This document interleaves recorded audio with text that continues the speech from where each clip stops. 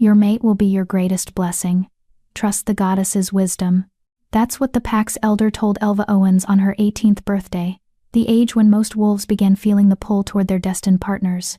The old woman smiled with such certainty, as if the moon goddess's gifts were always simple, always kind, always exactly what you'd hoped for. But Elva would learn that sometimes the goddess's wisdom looks like madness to everyone else.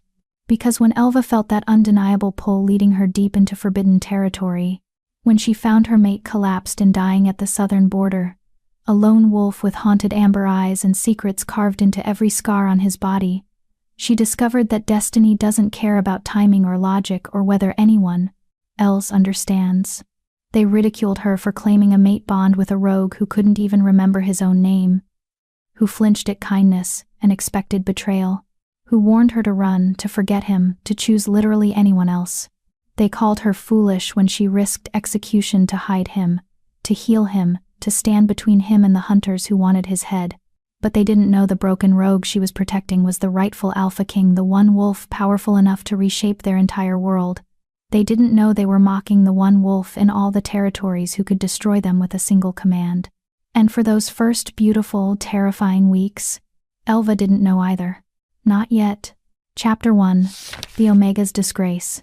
The Silver Creek Pack dining hall smelled of roasted venison and fresh bread, scents that should have been comforting but only made Elva's stomach twist with anxiety.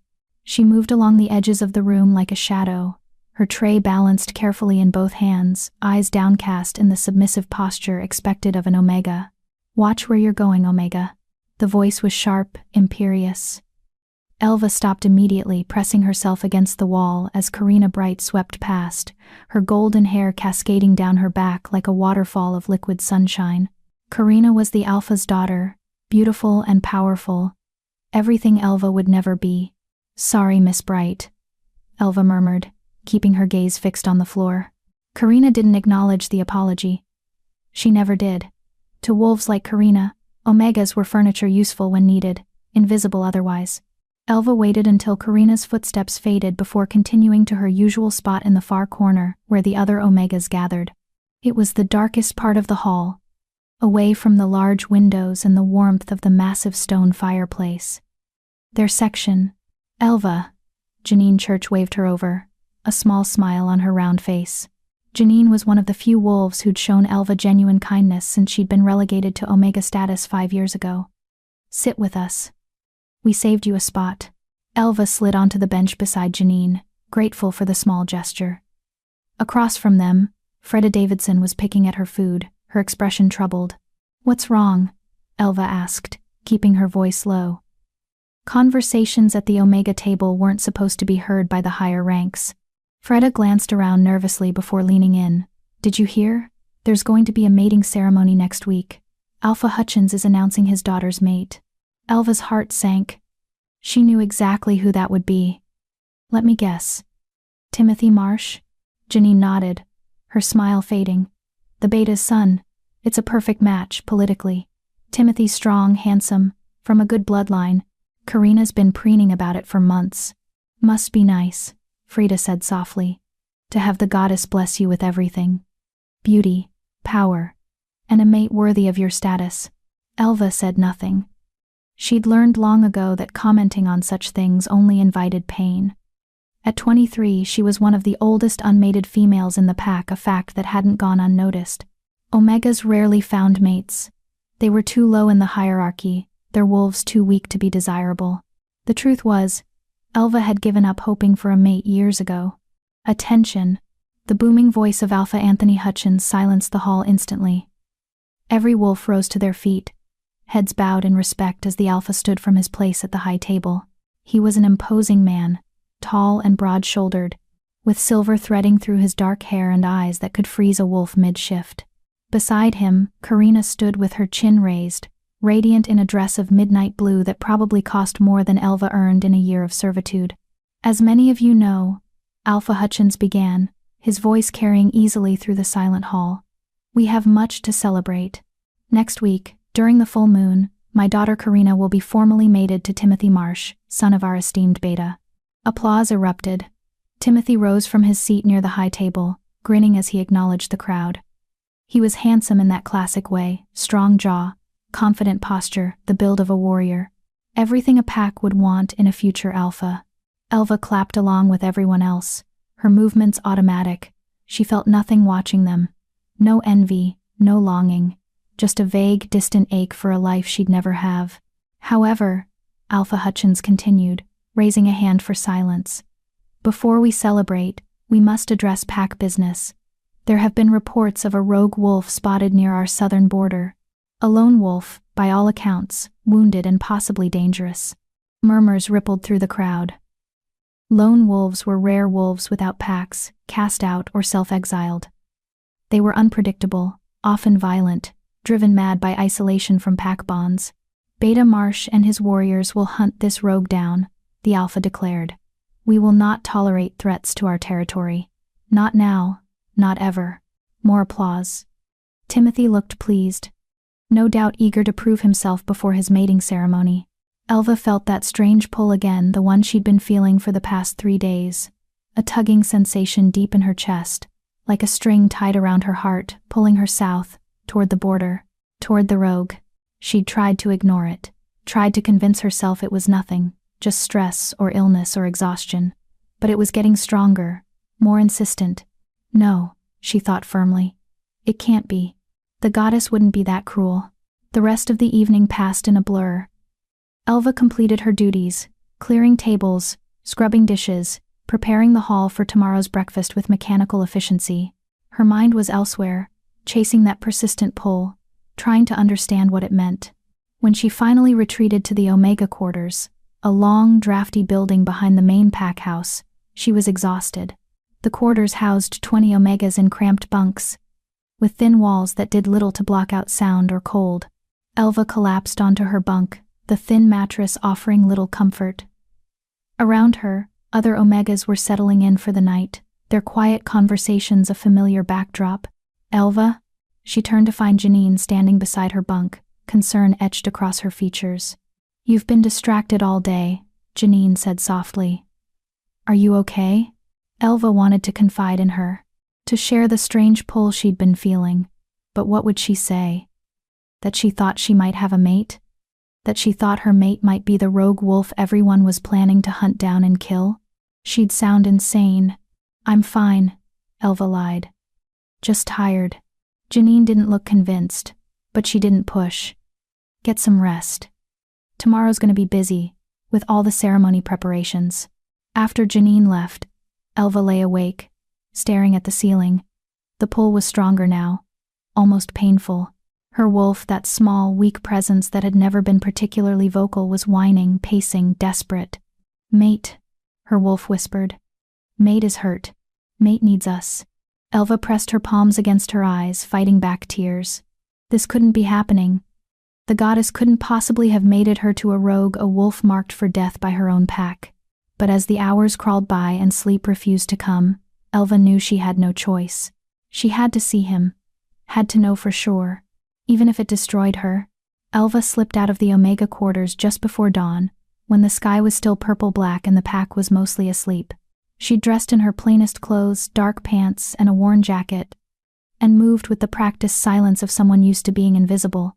The southern border was a 2-hour walk through dense forest. The pull guided her like a compass, growing stronger with each step. Her heart hammered against her ribs, fear and anticipation warring in her chest. What if he rejected her? What if he was truly dangerous? What if? The scent hit her first. Pine and smoke and something wild, something that made her wolf surge forward with desperate recognition. It was intoxicating, overwhelming, perfect. Mate. Elva pushed through a final thicket of bushes and froze.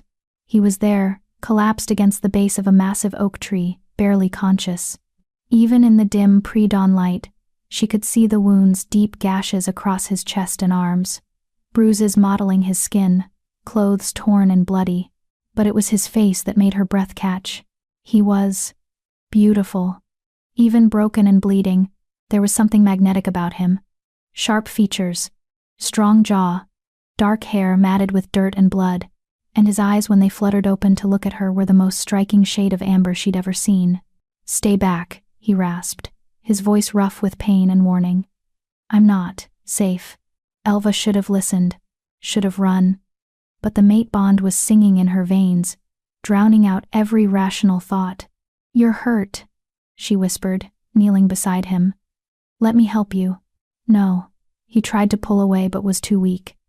"Your pack. They'll kill me if they find me here." "I know."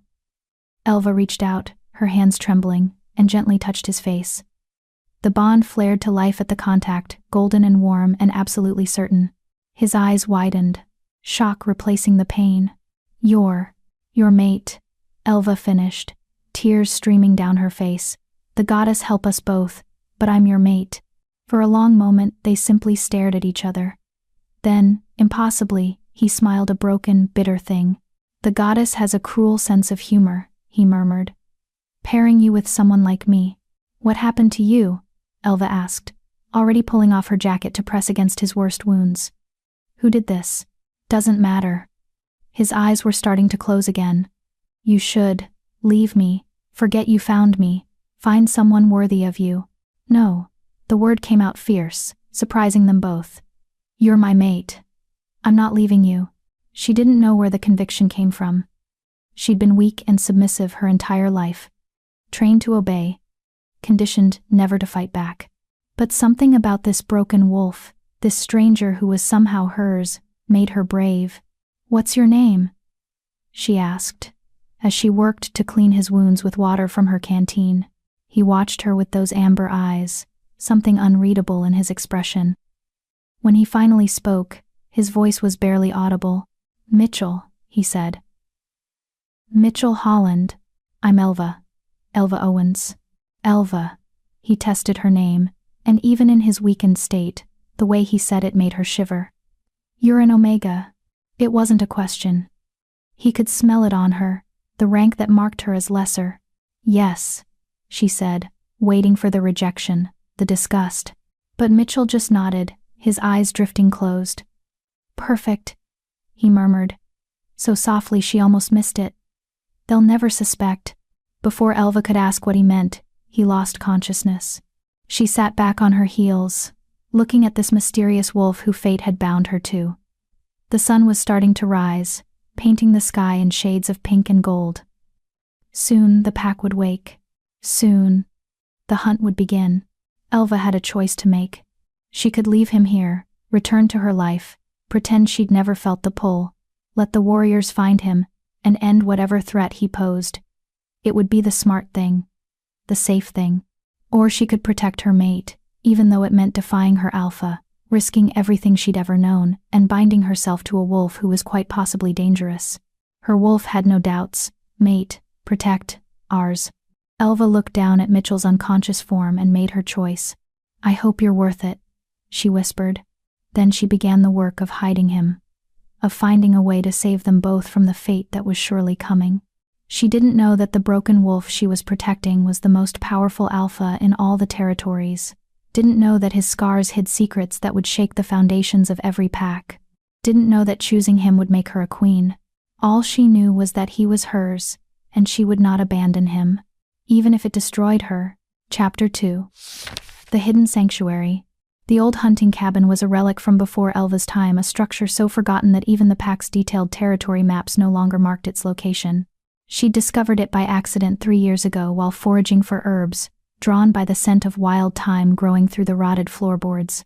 Now, dragging an unconscious wolf twice her size through 2 miles of forest, Elva thanked the goddess for that chance discovery. Mitchell was heavy, his weight a constant strain on her smaller frame. Omegas weren't built for this kind of physical labor, their wolves were weaker, their strength limited, but desperation gave her endurance she didn't know she possessed. "Almost there," she panted, more to herself than to him. "Just a little further." The cabin appeared through the trees like a mirage, weathered wood, sagging roof, windows so covered in grime they were nearly opaque. It wasn't much, but it was shelter. More importantly, it was hidden. Elva managed to get Mitchell inside and onto the single cot that occupied one corner of the small space. The cabin was sparse, just the cot, a rickety table, 2 chairs, and a stone fireplace that looked like it hadn't been used in decades. Dust covered everything, and the air smelled of mold and mouse droppings. But it was safe. She worked quickly, her nurse's instincts learned from years of tending to injured pack members taking over. His wounds were severe, but not fatal. Deep claw marks across his chest and shoulders, defensive wounds on his forearms, bruises that suggested he'd taken a brutal beating. Someone had tried very hard to kill him. As Elva cleaned the wounds with water from the nearby stream and what little medical supplies she'd managed to grab from the Omega quarters, she studied Mitchell's face. Even unconscious and injured, there was something about him that seemed powerful. Not in the obvious way of pack warriors, but something deeper. Something that made her wolves sit up and pay attention despite their low rank. His amber eyes opened suddenly, pinning her in place. "You came back," he said, his voice rough. "I thought I'd dreamed you." "I'm real." Elva continued cleaning a particularly nasty gash on his shoulder. "And you're lucky I found you when I did. These wounds would have gotten infected." Mitchell watched her work, his expression unreadable. "Why? Why what? Why are you helping me? You don't know me. I could be dangerous. I could be everything your pack thinks I am." Elva paused, meeting his gaze directly. "You're my mate. That's all I need to know." Something flickered in his eyes, surprise, pain, something else she couldn't identify. "The mate bond doesn't make me a good person, Elva. It just means we're connected." "Are you a good person?" The question hung in the dusty air between them. Mitchell was quiet for a long moment, his jaw working as if wrestling with how to answer. "I'm a person who's made mistakes," he finally said. "Terrible ones. I'm a person who's been running for a very long time. From what? From who I was. From what I did." His eyes drifted to the ceiling. "From responsibilities I couldn't bear." Elva finished bandaging his shoulder and sat back, studying him. "You're being deliberately cryptic. I'm being deliberately careful." Mitchell's gaze returned to her. "The less you know about me, the safer you'll be." "I'm an Omega hiding a rogue wolf in an abandoned cabin," Elva said flatly. "I think we're past the point of safety." Despite everything, Mitchell smiled, a real smile that transformed his entire face. "You're braver than you think you are. Or stupider." Elva stood, wringing out the bloody cloth she'd been using. "Either way, you're stuck with me now. So you might as well tell me the truth. Who did this to you?" Mitchell's smile faded. "Wolves who wanted me dead. Obviously. But why?" "Because." He stopped, grimacing, as he tried to sit up. Elva rushed to help him, propping him against the wall. "Because I have something they want. Information. Power. Take your pick." "What kind of information?" "The kind that could destroy packs. Topple alphas. Rewrite the hierarchy that's been in place for centuries." Mitchell looked at her intensely. "The kind that gets everyone around me killed." Elva felt a chill run down her spine. "You're not just a rogue, are you?" "No." His voice was barely above a whisper. "I'm not." Before Elva could press further, a distant sound made them both freeze. Wolves howling the signal for a hunting party. "They're searching for you," Elva breathed, moving to the grimy window. Through the dirt she could see nothing, but the howls were getting closer. "You need to go," Mitchell said urgently, trying to stand despite his injuries. "If they find you here with me, they won't find us." Elva pushed him back down, her voice firm. "This cabin is off the maps. No one knows it exists. They have trackers, they'll follow my scent. Not if I mask it." Elva was already moving, gathering herbs from the pouch at her waist. "Wolfsbane, sage, thistle plants, that would confuse a wolf's sensitive nose. Trust me, I know how to stay invisible." Mitchell watched as she worked, grinding the herbs into a paste and spreading it around the cabin's entrance and windows. It wasn't a perfect solution, but it would help. "You've done this before," he observed. "I've had to hide from pack members before," Elva admitted, not meeting his eyes. "When I first became an Omega, some of the ranked wolves thought it was funny to hunt me, chase me through the forest like prey." Mitchell's expression darkened dangerously. "They hunted you?" "It was years ago. I learned to hide my scent, to stay invisible, to survive." Elva finished with the herbs and returned to his side. "Now be quiet." "They're close." They sat in tense silence as the sounds of the hunting party grew nearer. Elva could hear voices now: Beta Billy Riley shouting orders, warriors crashing through the underbrush, the excited yipping of younger wolves eager for their first hunt. Through the window, She caught glimpses of wolves passing by Timothy Marsh in his wolf form, powerful and golden-furred. Sammy Gentry, one of the pack's best trackers, nose to the ground. Donald Washburn and Alfonso Greer, warriors with reputations for brutality. They were so close.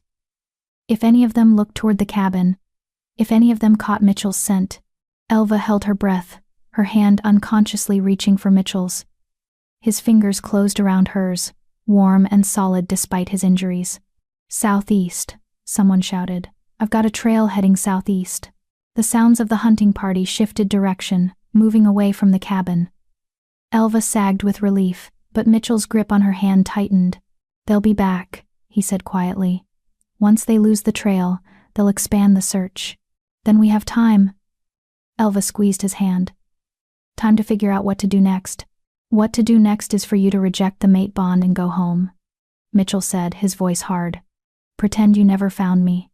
Live your life." Elva stared at him. "You want me to reject you?" "I want you to survive." Mitchell pulled his hand away, turning his face to the wall. "I'm not the mate you deserve, Elva. I'm not the happy ending your goddess promised you." "The goddess doesn't promise happy endings," Elva said softly. "She just promises we won't face the darkness alone." Pretty words. But I've seen what following me does to people. It destroys them.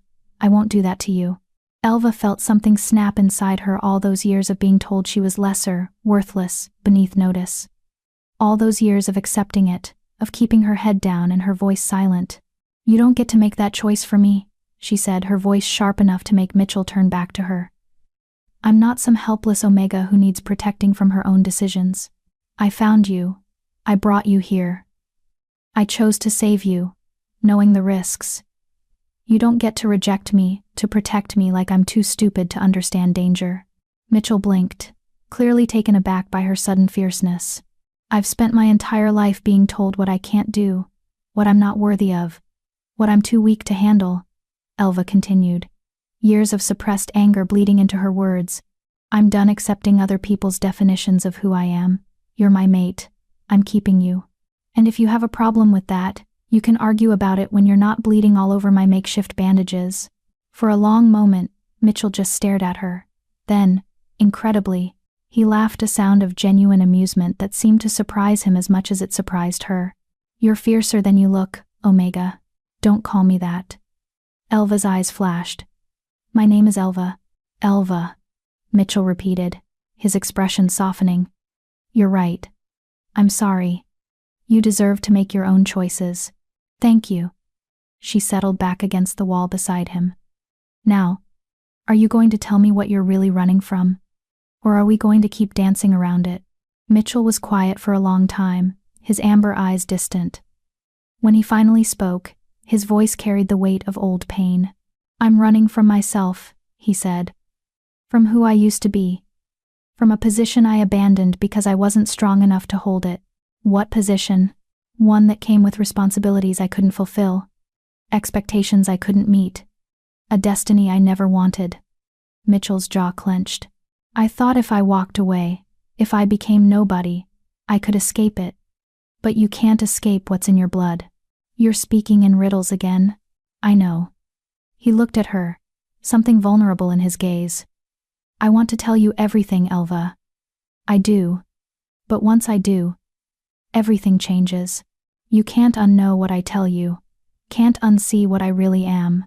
"Try me," Elva challenged. Mitchell studied her face, seeming to weigh something heavy in his mind. Finally, he nodded, as if coming to a decision. "Okay," he said quietly. "But not today. Today, I'm too weak. Today, I need to heal. Tomorrow, when I'm stronger, I'll tell you everything. I'll tell you why wolves are hunting me. I'll tell you what I'm running from. I'll tell you secrets that could get us both killed." "Tomorrow," Elva agreed, though impatience gnawed at her. "But you promise? No more deflecting?" "I promise." Mitchell's hand found hers again. "Tomorrow, you'll know exactly what kind of wolf you've bound yourself to. And then you can decide if you still want this bond." Elva wanted to argue that her mind was already made up, but something in Mitchell's expression stopped her.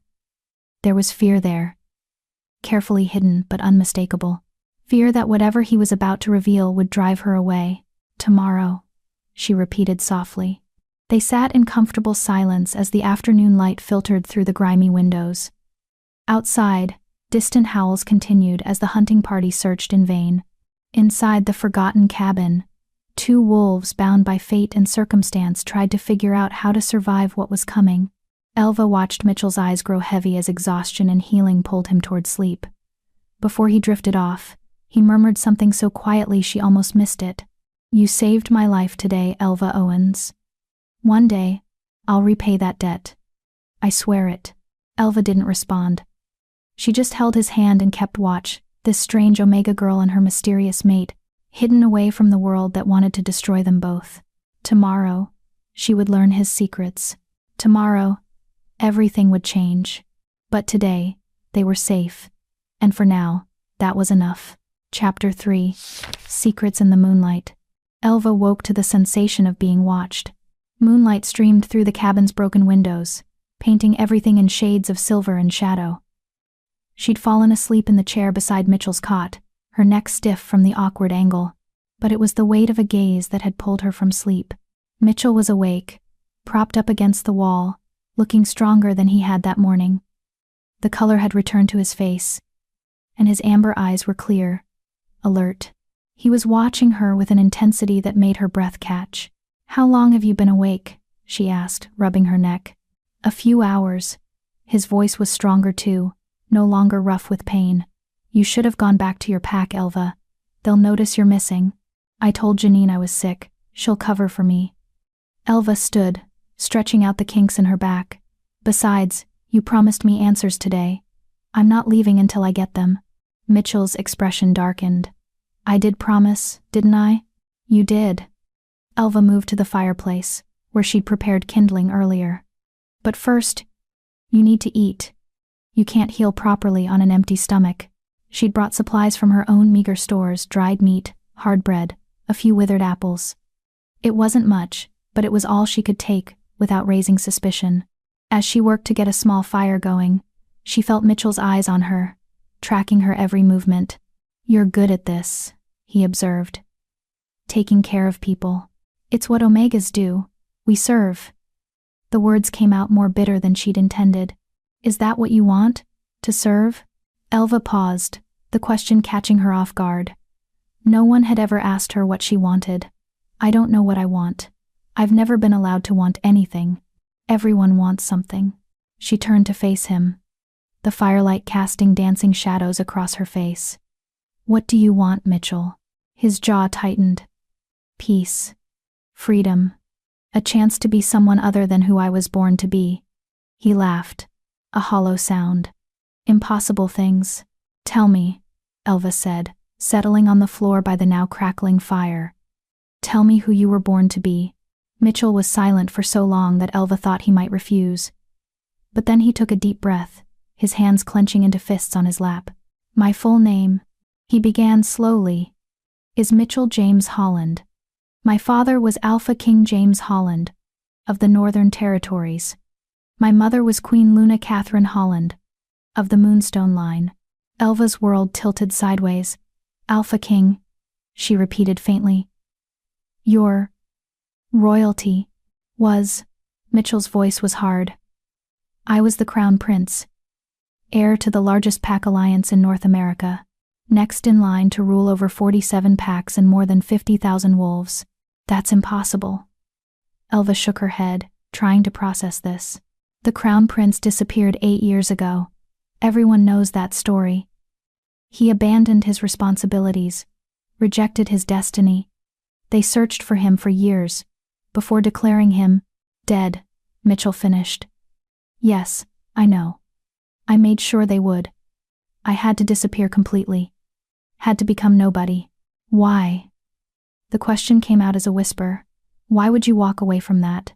Mitchell's eyes grew distant, haunted. "Because I couldn't be what they needed me to be. Because the weight of that crown was crushing me. Because..." His voice cracked. "Because I wasn't strong enough." Elva moved closer, drawn by the raw pain in his voice. "What happened?" My father died when I was 19. Mitchell's hands were shaking now. A challenge gone wrong. He was Alpha King, the strongest wolf in the territories, and some upstart beta thought he could take the crown by force. My father won the fight, but he was poisoned. Wolfsbane in the wound. He lasted 3 days before. I'm so sorry. The crown should have passed to me immediately. That's tradition, that's law. But I was young, untested. The Council of Alphas questioned my strength. Half of them wanted to support me, half wanted to challenge me for the throne. Mitchell's voice grew bitter. My own pack was divided. Some saw me as my father's worthy successor. Others saw me as a weak boy playing at being king. That doesn't make you weak, Elva said softly. That makes you human. I'm not human. I'm a wolf. And wolves follow strength. Mitchell looked at her, his amber eyes blazing. I spent 2 years trying to hold the alliance together. 2 years of political maneuvering. Of proving myself over and over. Of watching packs I was supposed to protect tear each other apart because they didn't respect my authority. I wasn't my father. I couldn't command the same loyalty, the same fear. So you left. I ran away like a coward. The self-loathing in his voice was palpable. The night before my coronation ceremony, I shifted and ran. Disappeared into the wilderness. Became a rogue. I told myself I was doing it for the good of the alliance, that they needed a stronger king, that I was making a noble sacrifice. But you were really just scared, Elva said. Not unkindly. Mitchell flinched. Yes. I was terrified. Of failing. Of being challenged and killed. Of becoming another corpse in a long line of alphas who couldn't hold their throne. So I became nobody. Just another lone wolf, wandering from territory to territory, living in the shadows. For 8 years. For 8 years, Mitchell confirmed. I thought I could stay hidden forever.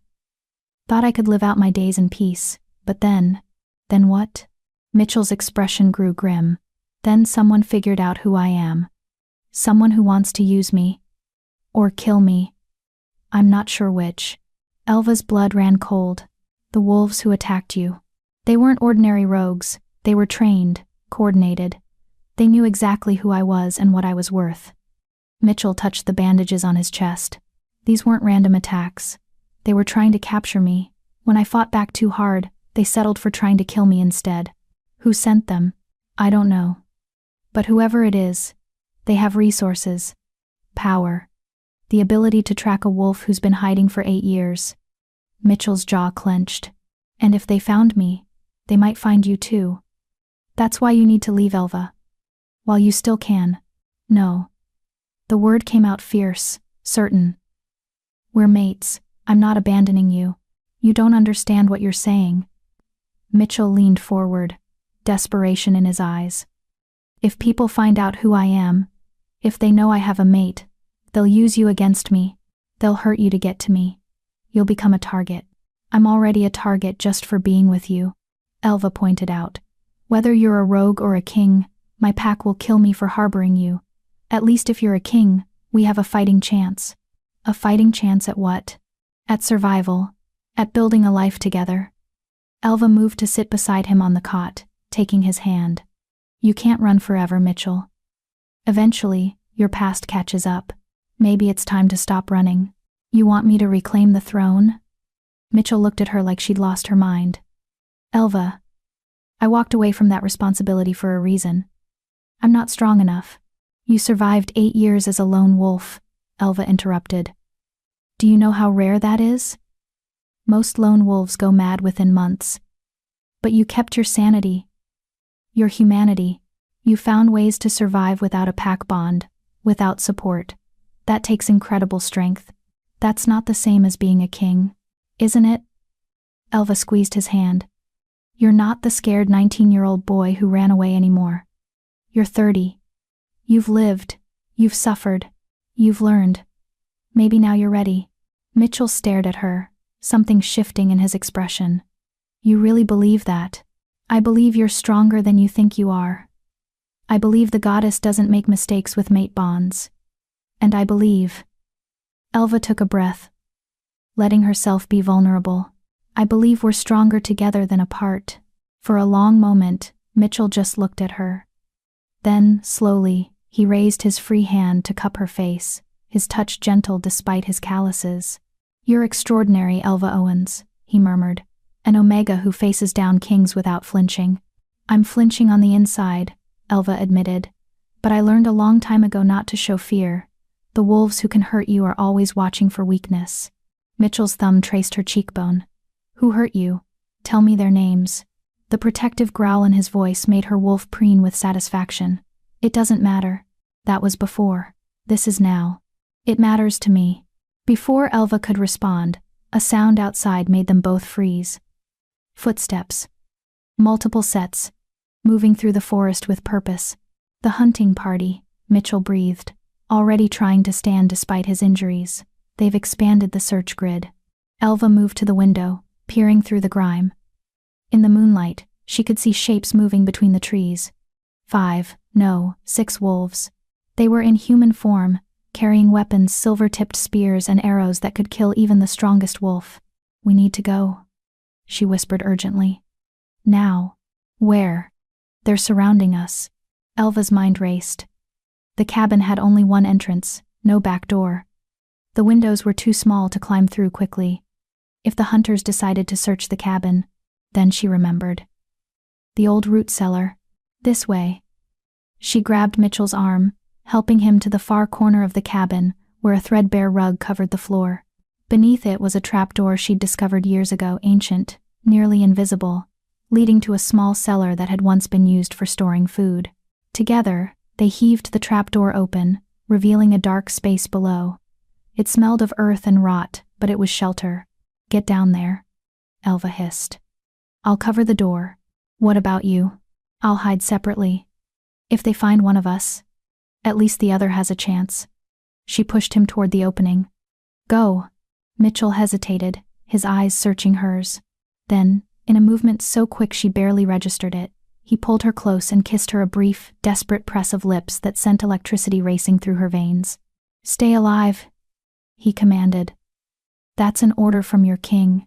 Then he dropped into the cellar, and Elva slammed the trapdoor shut, covering it with the rug just as the cabin door burst open. Timothy Marsh stood in the doorway, his beta power radiating like heat. Behind him, 3 other warriors filed in: Donald Washburn, Alfonso Greer, and Sammy Gentry. All armed. All deadly. Elva pressed herself against the wall, trying to look small, submissive, everything an Omega should be. Timothy's eyes found her immediately, and his expression shifted from alert to confused to angry in rapid succession. "Elva." His voice was sharp. "What the hell are you doing here?" Elva's mind went blank. She had no prepared excuse, no reasonable explanation for why an Omega would be in an abandoned cabin at the edge of pack territory in the middle of the night. She opened her mouth, desperately trying to form words, when salvation came from an unexpected source. "I asked her to meet me here." The voice came from the doorway behind Timothy, smooth and feminine. Karina Bright stepped into the cabin, her golden hair gleaming in the moonlight, her expression serene. Timothy turned to his future mate, confusion evident. "Karina?" "What?" "I needed Elva's help with something private," Karina said smoothly, moving to stand beside Timothy. Her eyes met Elva's, and there was a warning there, sharp and clear. "Women's matters. Nothing that concerns you, darling." Timothy looked between them, clearly not buying it. "In an abandoned cabin? In the middle of our hunt?" The hunt was becoming tiresome, and I needed fresh air away from all that masculine posturing. Karina waved her hand dismissively. "Elva was kind enough to accompany me. You know how I hate being alone in the forest." It was a terrible lie. Everyone knew Karina Bright was never kind to Omegas, never needed help with anything, and certainly never ventured into the wilderness without a full escort. But Timothy, like most males faced with women's matters, clearly didn't want to press the issue. "Fine," he said, though suspicion lingered in his voice. "But you shouldn't be out here. We're hunting a dangerous rogue. It's not safe." "Then escort us back to the pack house," Karina said sweetly. "Elva and I were just finishing up anyway. Weren't we, Elva?" Elva nodded mutely, not trusting her voice. She could feel Mitchell beneath her feet, hidden in the cellar, doubtlessly able to hear every word. The other warriors were searching the cabin, overturning the table, checking behind the minimal furniture. "There's no one here," Donald reported. "Just dust and mouse droppings." "Then let's move on," Timothy said. "The rogue couldn't have gotten far with those injuries. We'll expand the search to the—" He stopped mid-sentence, his nose lifting to scent the air. Elva's heart nearly stopped. Had he caught Mitchell's scent? Had her herb mixture failed? "What is it?" Alfonso asked, hand moving to his weapon. "Nothing." Timothy shook his head. "Thought I caught something. But it's gone now. Just old rot and decay." Elva sagged with relief. The herbs had worked. Barely. But they'd worked. "Satisfied?" Karina asked archly. "Can we go now? This place is filthy, and I'd rather not ruin this dress." Timothy nodded, gesturing for his warriors to exit. As they filed out, Karina caught Elva's arm in a grip that looked gentle but was iron hard. "Come along, Omega," she said sweetly. "We have much to discuss." Elva had no choice but to follow, leaving Mitchell hidden in the cellar, alone and vulnerable. As they walked through the forest back toward Pack territory, surrounded by warriors who were still searching for the wolf she loved, Elva's mind raced with questions. Why had Karina helped her? What did the Alpha's daughter want? And what price would Elva have to pay for this unexpected salvation? Beside her, Karina's grip tightened, and when she spoke, her voice was barely audible beneath the sounds of the hunting party. "You have secrets, Omega. I can smell them on you." Karina's smile was sharp as a blade. "And starting tomorrow, those secrets belong to me." Elva said nothing. She just walked, each step taking her further from her hidden mate, and deeper into whatever trap Karina had laid. Behind them, in the forgotten cabin, Mitchell Holland, the lost Alpha King, waited in darkness, listening to his mate's footsteps fade away, powerless to protect her. The game had changed. And they were both pawns in something far more dangerous than either of them had realized. Chapter 4. The Alpha's Daughter's Game. The walk back to Pack territory felt like a death march. Elva kept her head down, her posture submissive, every instinct screaming at her to run. But Karina's hand remained locked around her arm, a deceptively gentle prison. The warriors spread out around them, still searching, still hunting, oblivious to the fact that they'd been mere feet from their quarry. Timothy led the way, his powerful form cutting through the undergrowth with ease. Occasionally, he'd glance back at Karina with something soft in his eyes. Affection, perhaps, or possessiveness, the look of a male who'd secured a valuable mate. Karina returned those looks with perfect smiles, playing her role flawlessly. But her grip on Elva never loosened. It wasn't until they reached the edge of Pack territory, where the formal grounds began and the wild forest ended, that Karina finally spoke again. "Timothy, darling," she called out sweetly, "would you mind giving Elva and me a moment? I need to discuss some personal matters with her before we return." Timothy turned, frowning. "Karina, we should get you back to the Pack house. It's late, and your father—" "My father knows I can take care of myself," Karina interrupted smoothly. "Besides, we're on Pack lands now, perfectly safe. We'll be right behind you." Timothy clearly didn't like it, but he also knew better than to argue with the Alpha's daughter in front of his warriors. He nodded curtly. 5 minutes. Then I'm coming back for you." "Of course, darling." The warriors moved on, disappearing into the darkness. The moment they were out of sight, Karina's perfect smile dropped like a mask, revealing something far more dangerous underneath. She released Elva's arm and stepped back, her green eyes studying Elva with unnerving intensity. "So," Karina said quietly, "are you going to tell me what you were really doing in that cabin? Or do I need to drag it out of you?" Elva's mind raced, searching for a plausible lie. "I told you. You asked me to meet you there. Don't insult my intelligence, Omega." Karina's voice was cold steel. "I saved you back there. Because it served my purposes. Not because I care about you. Now, you're going to tell me the truth. Or I'm going to march back to that cabin with every warrior in this pack, and tear it apart board by board until we find what you're hiding."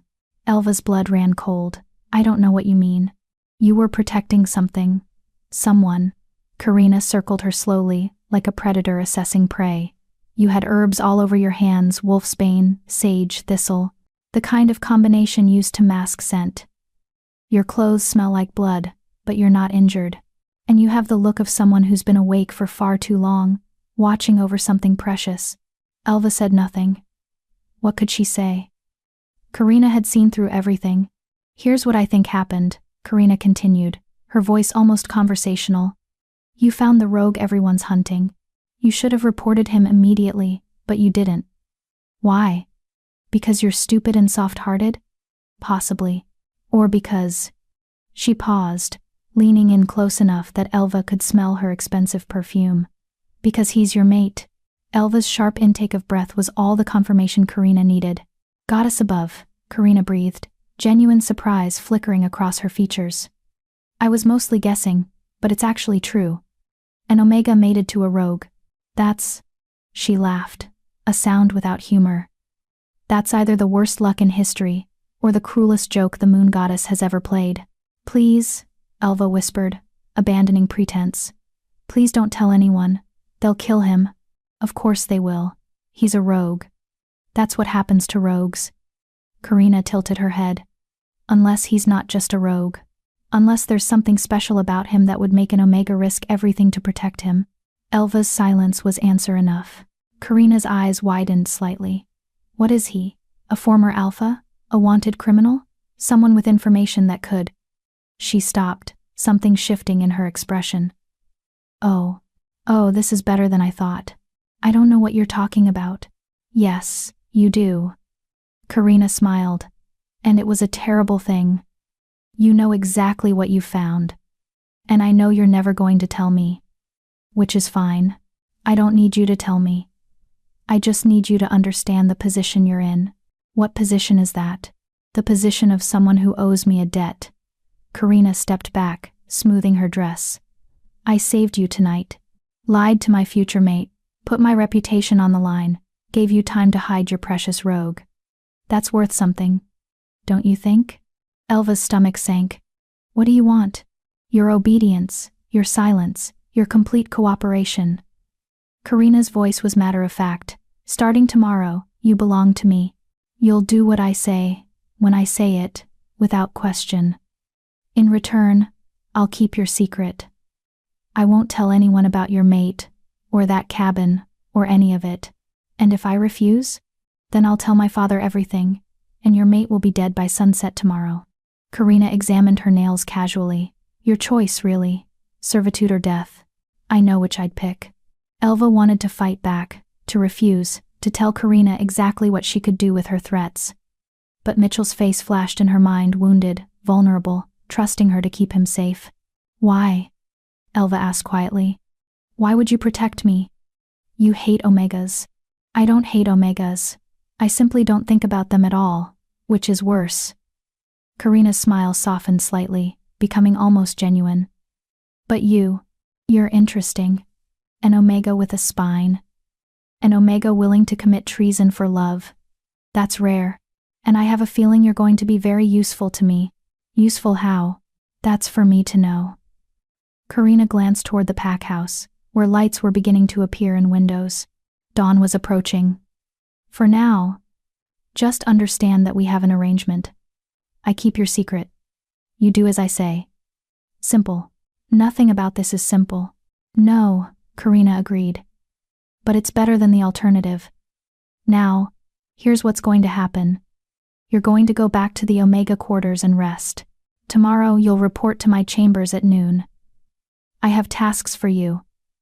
And tonight, when it's safe, you can sneak back to your cabin and tend to your wounded wolf. But Elva. Her voice hardened. If he becomes a liability, if his presence threatens this pack or my father's position, I will not hesitate to expose him. My loyalty is to Silver Creek, not to your romance. Understood? Elva nodded mutely. What choice did she have? Good. Karina's perfect smile returned. Oh, and one more thing. Whatever that wolf of yours is running from, it's going to catch up eventually. When it does, you make sure I know about it first. I want to be prepared for whatever storm you're bringing to our doorstep. With that, Karina turned and walked away, her movements graceful and unhurried. She looked like she'd simply taken a pleasant evening stroll, not like she'd just blackmailed someone into servitude. Elva stood alone in the darkness, trembling with a mixture of fear and relief. She'd bought time for Mitchell, for herself, for whatever this impossible situation was becoming. But she'd also made a deal with someone who could destroy everything with a single word. The question was, could she trust Karina to keep her word? The Omega quarters were dark when Elva finally slipped inside. Most of the other Omegas were asleep, their soft breathing filling the cramped space. Elva made her way to her bunk as quietly as possible, every muscle in her body screaming with exhaustion. Elva. The whisper came from the bunk beside hers. Janine was awake, her round face concerned in the dim light. You said you were sick, Janine continued softly. But you've been gone all day. I was worried. I'm fine, Elva whispered back. Just needed air, space, time to think. Janine studied her for a long moment. You're lying. You've never been good at lying, Elva.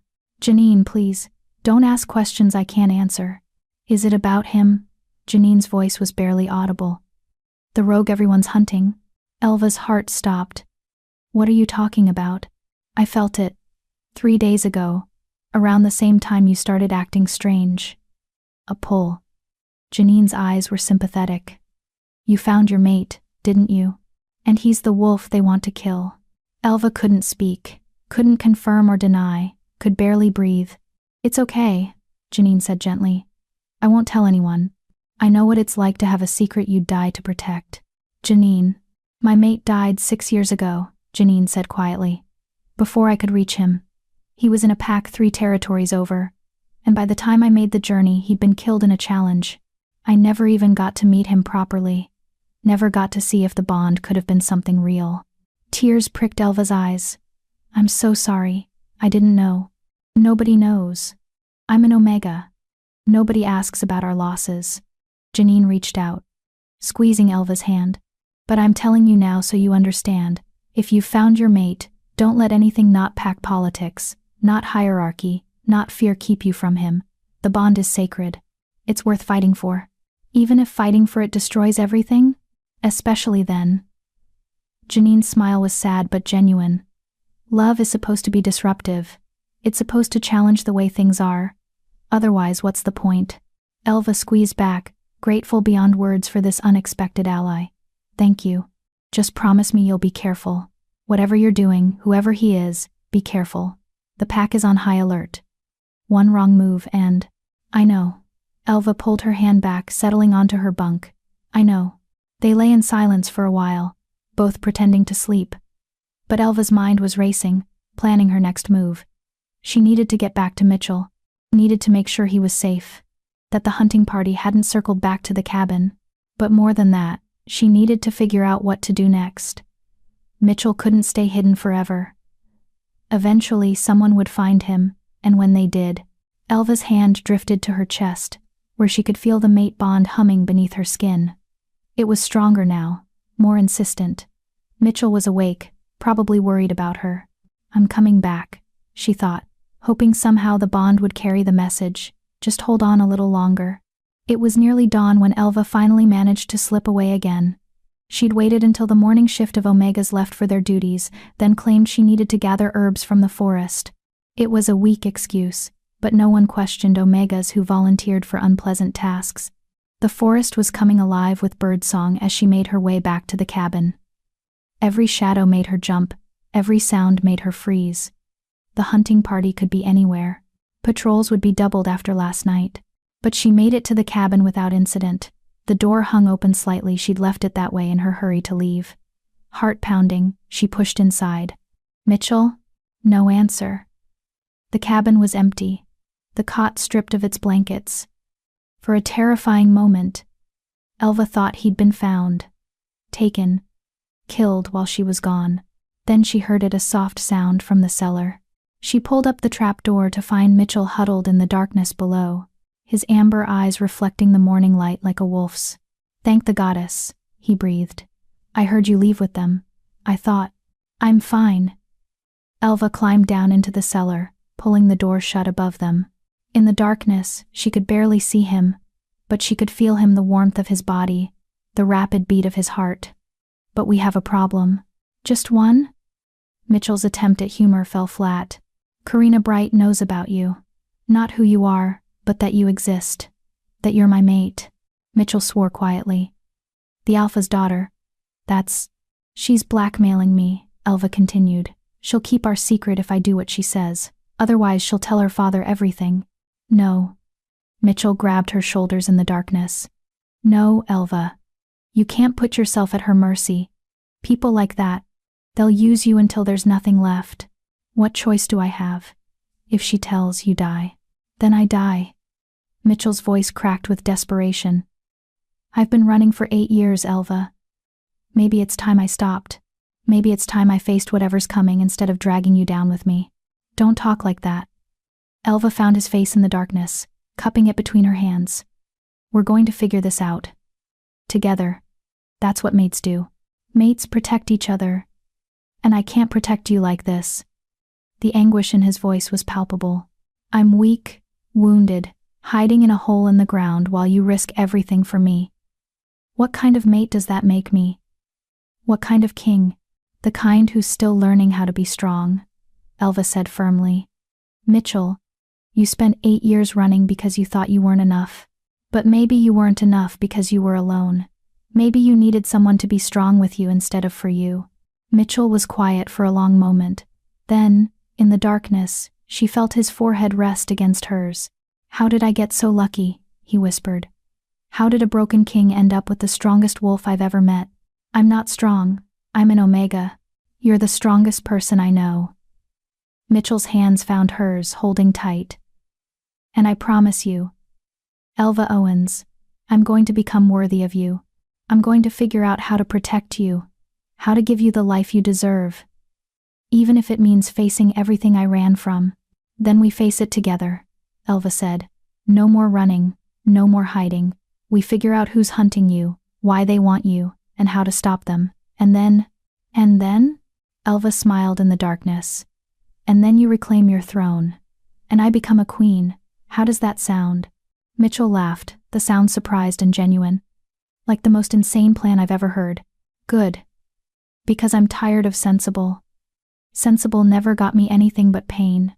They sat in the darkness of the cellar, holding each other, 2 broken wolves planning an impossible future. Outside, the pack continued its hunt. Karina waited with her demands. Enemies known and unknown circled closer. But in that moment, hidden away from the world, they had each other. And for now, that was enough. We should get you out of here, Elva finally said. Find somewhere safer. The hunting parties are going to expand their search. This cabin won't stay hidden forever. Where would we go?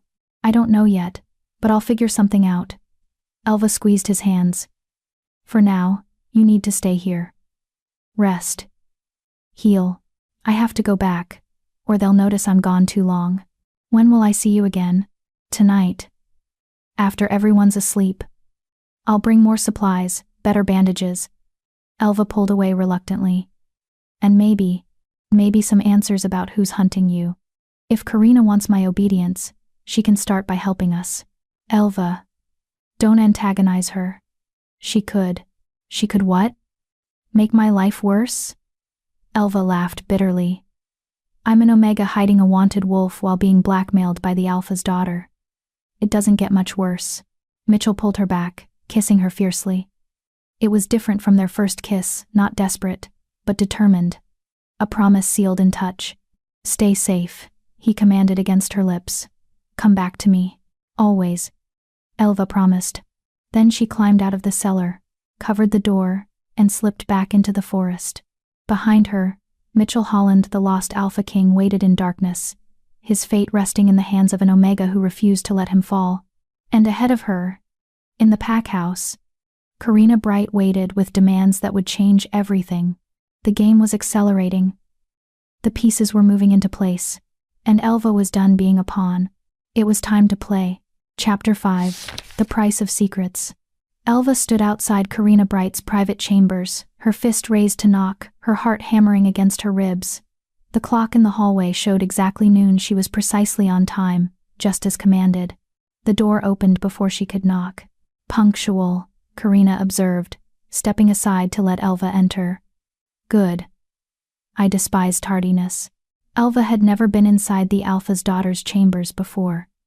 Omegas didn't venture into this part of the pack house unless summoned for specific duties, always supervised, always temporary.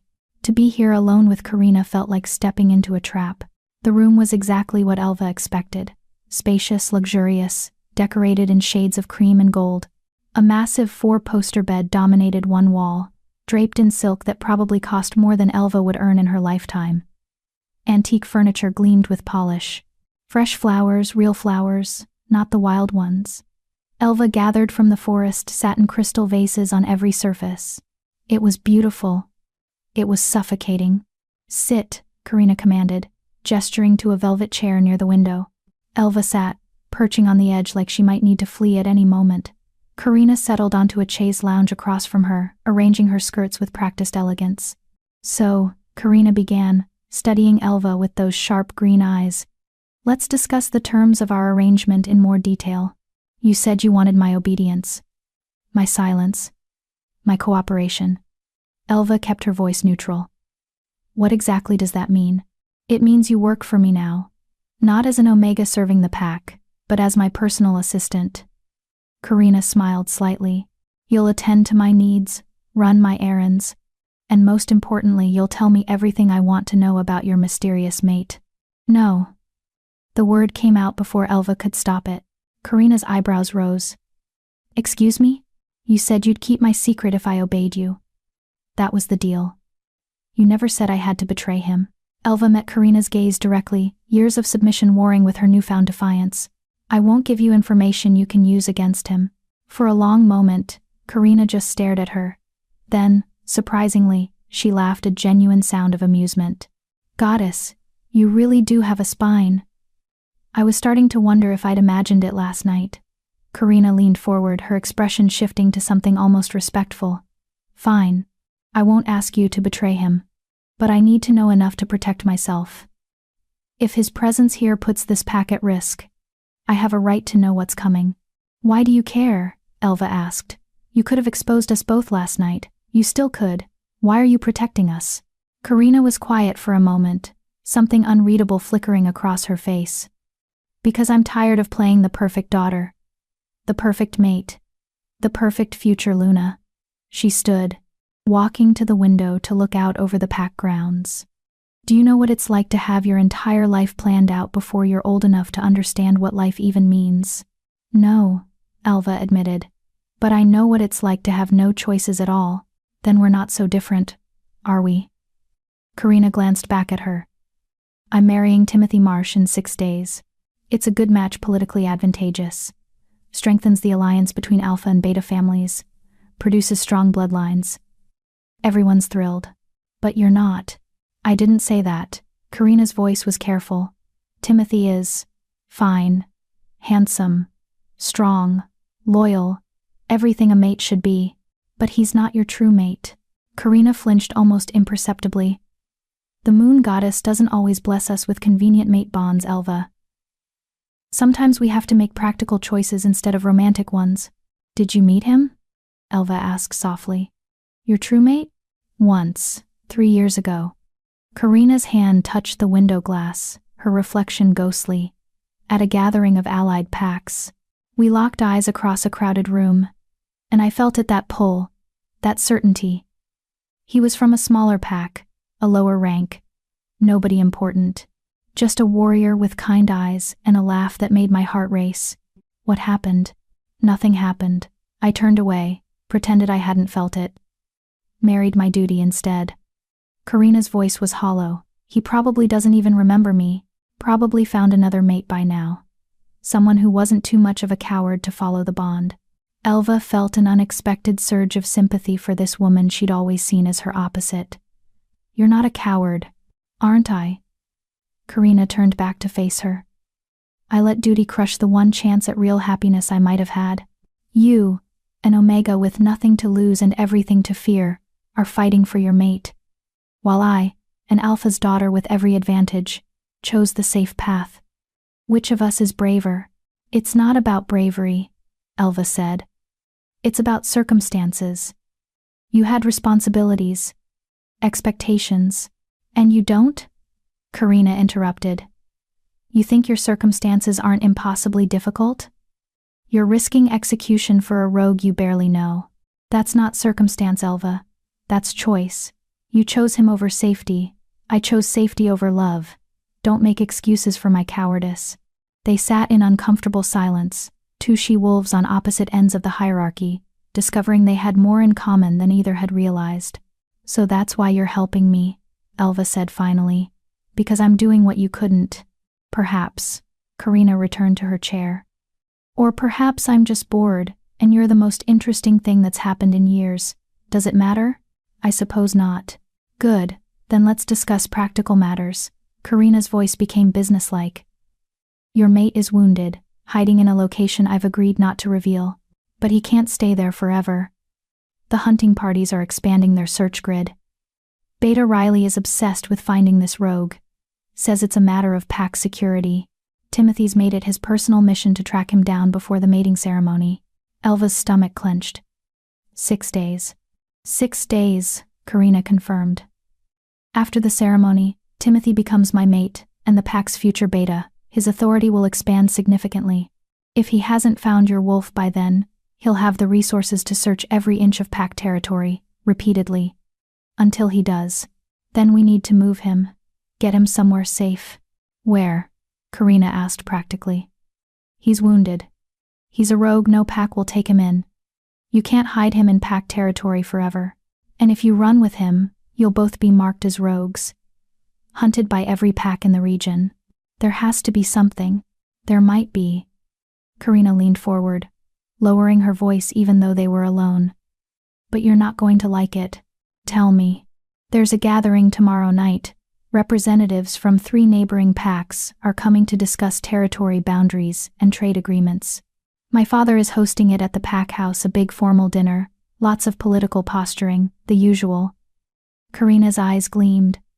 It would be the perfect time to slip away unnoticed. Everyone will be focused on the guests. Security will be concentrated at the pack house. The borders will be less guarded. You want us to run during the gathering? I want you to have an opportunity, Karina corrected. What you do with it is your choice. But if your mate is going to leave pack territory, tomorrow night is your best chance. Elva's mind raced. It could work. If they moved during the gathering, if they planned carefully. Where would we go? That depends on who he is and what he's running from. Karina tilted her head. And that's where you need to trust me, Elva. I can't help you properly if I don't know what I'm helping you escape. I told you, I won't betray him. I'm not asking you to betray him. I'm asking you to trust me. Karina's voice softened. Look, I know I'm not exactly trustworthy. I know I've blackmailed you into this arrangement. But like it or not, we're allies now, and allies share information. Especially when that information could save both your lives. Elva chewed her lip, torn. Every instinct screamed not to trust Karina. But what choice did she have? Mitchell couldn't stay hidden forever. And Karina was right without knowing what they were dealing with. She couldn't help effectively. He's not just a rogue, Elva said finally. He's someone important. Someone powerful people want dead or captured. How powerful?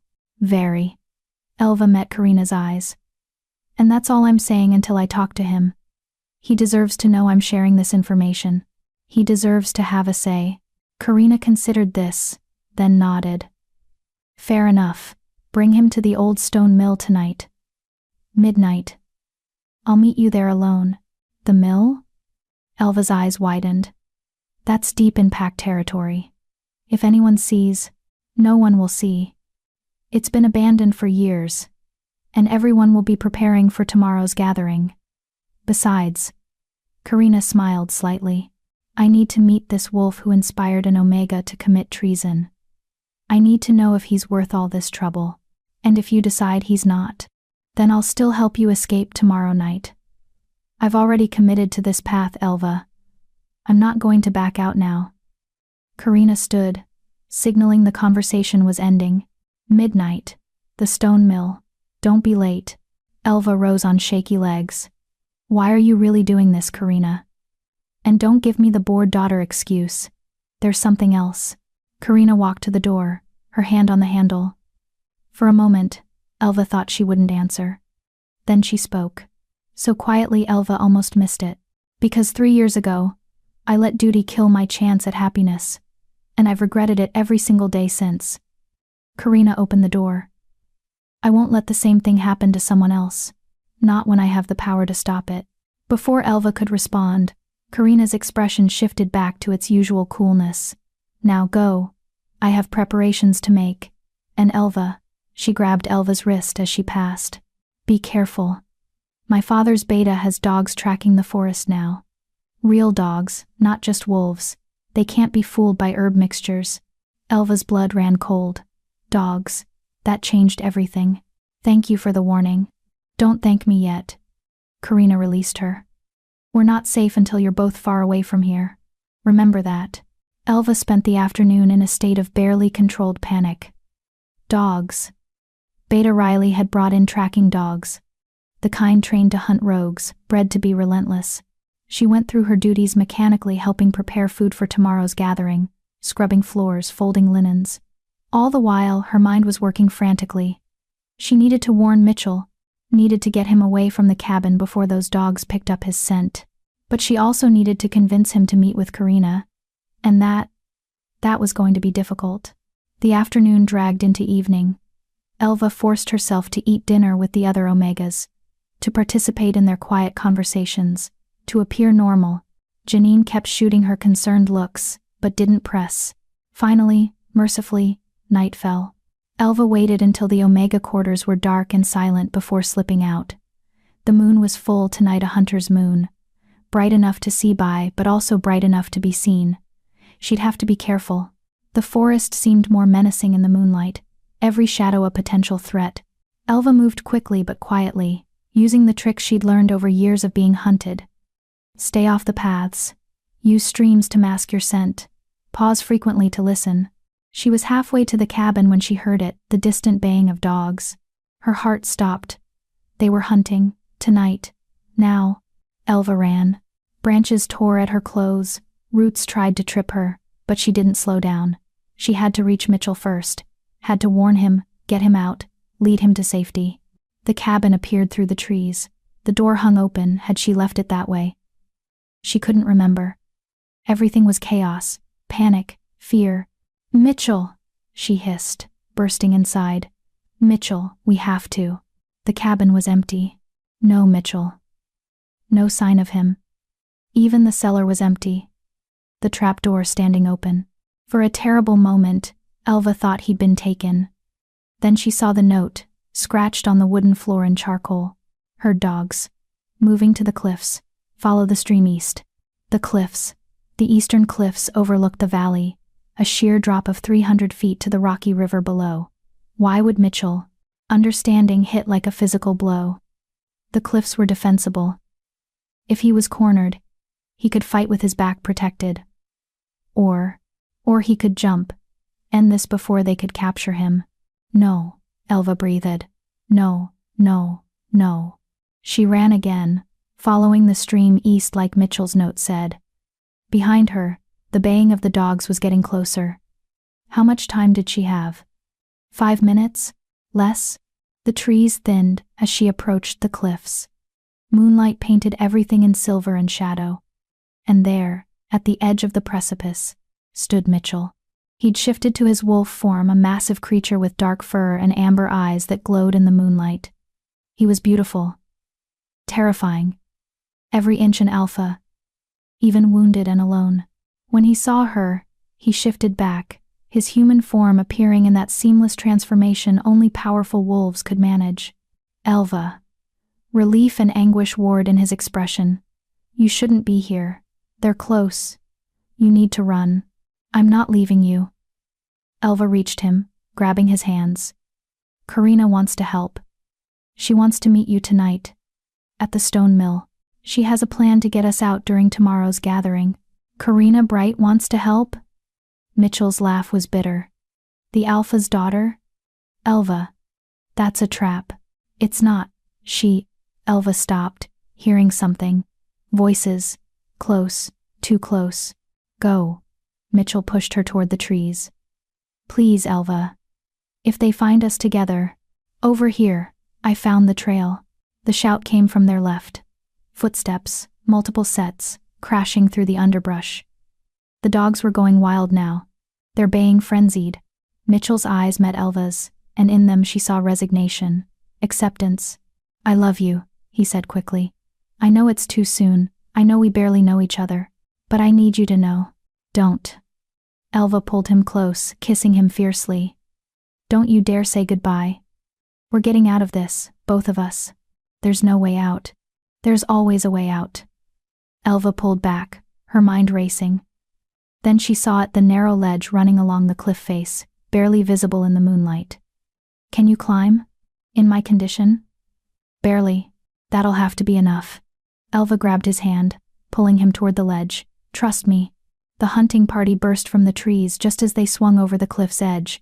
Beta Riley, Timothy Marsh, Donald Washburn, Alfonso Greer, at least 20 wolves, all armed, all looking for blood. There! Someone shouted. But Elva and Mitchell were already climbing, following the narrow ledge along the cliff face. It was treacherous, barely wide enough for one person, crumbling in places. One wrong step meant death. Behind them, the hunters reached the cliff's edge. Elva heard shouting, arguments about how to follow, whether to risk the climb. They'll come around the long way. Mitchell panted beside her. Block off the other end of this ledge. We'll be trapped. No, we won't. Elva pointed ahead, where the ledge widened into a small cave, barely visible in the cliff face. In there. We can hide until they give up.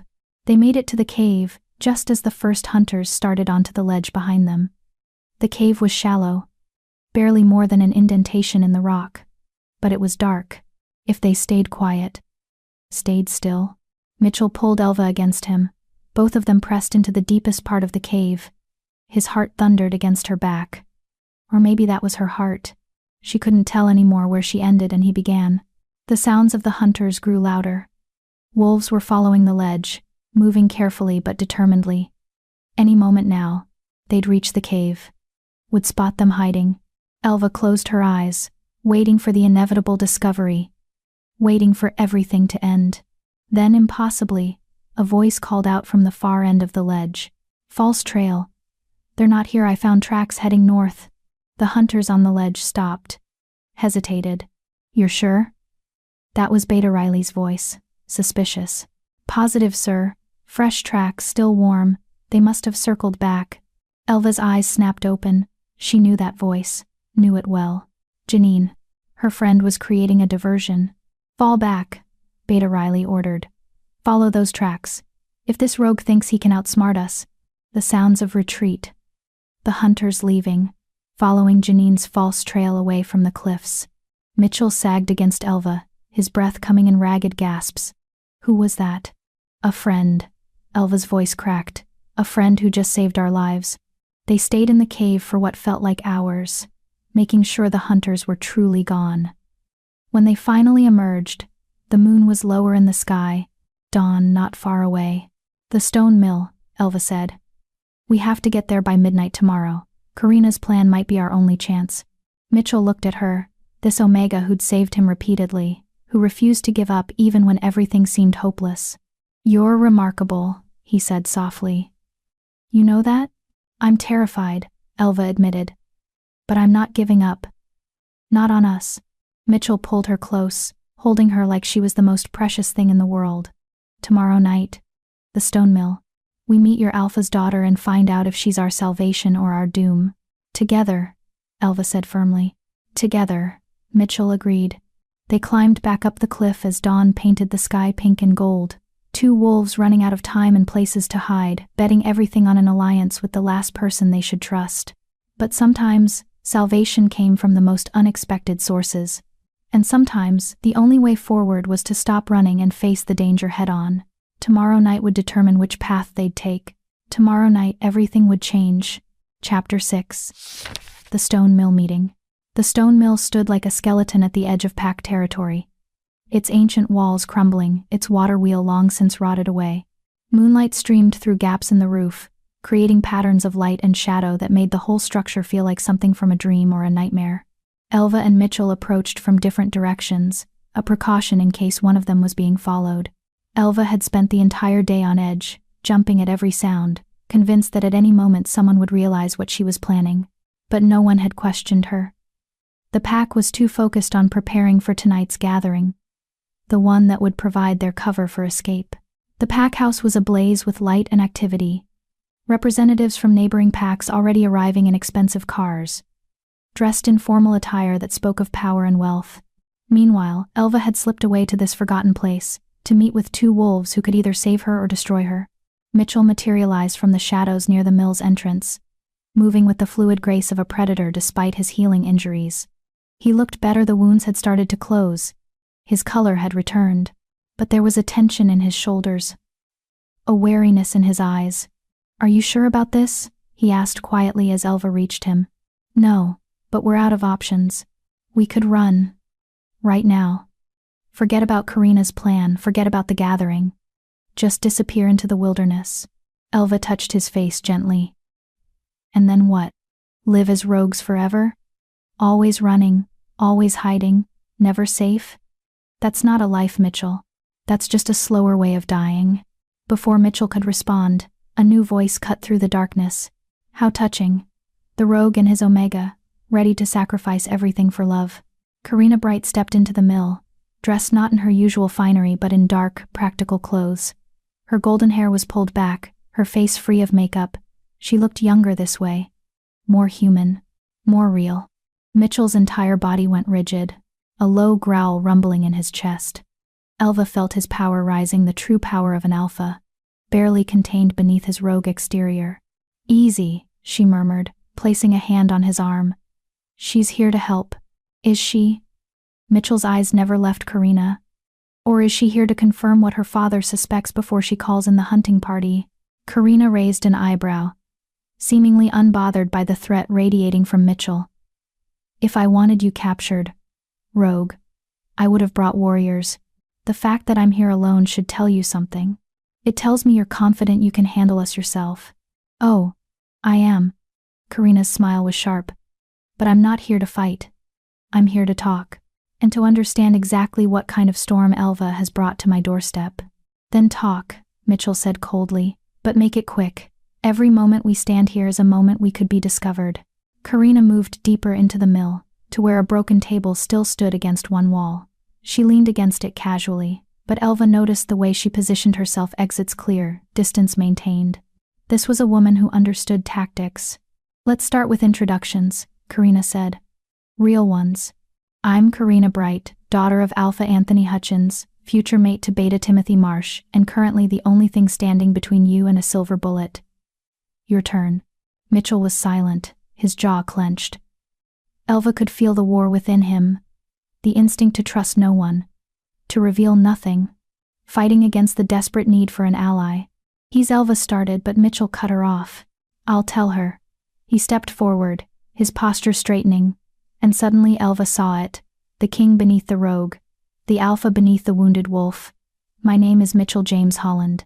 I'm the former crown prince of the Northern Territories, heir to the Holland line, the wolf your pack spent 8 years searching for, before declaring me dead." The silence that followed was deafening. Karina's expression shifted through a dozen emotions: shock, disbelief, understanding, calculation. When she finally spoke, her voice was carefully controlled. "The lost prince. Goddess above." She laughed, a sound without humor. "Elva didn't just find a rogue. She found the biggest political bombshell in North America. Do you have any idea what this means?" "I know exactly what it means," Mitchell said harshly. "It means if word gets out that I'm alive, every power-hungry alpha in the territories will be hunting me. Some will want to force me back to the throne to use me as a puppet.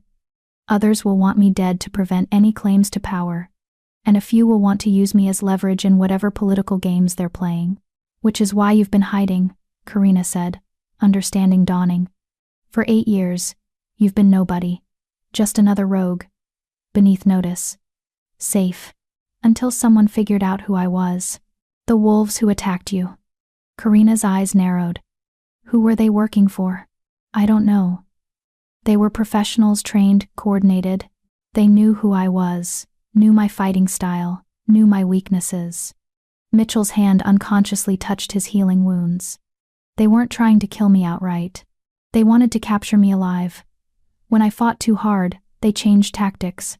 Someone wants the crown prince, Karina said thoughtfully. But who? And why now, after all these years? That's what I'd like to know. Karina paced, her mind clearly working through possibilities. The Northern Territories have been unstable since you disappeared. 3 different alphas have claimed the throne in 8 years. Currently it's held by Alpha Pablo Pruitt of the Blackwater Pack, a vicious bastard who rules through fear and intimidation. He's made enemies of half the packs in the Alliance. I know. I've been keeping track. Mitchell's voice was tight. From a distance.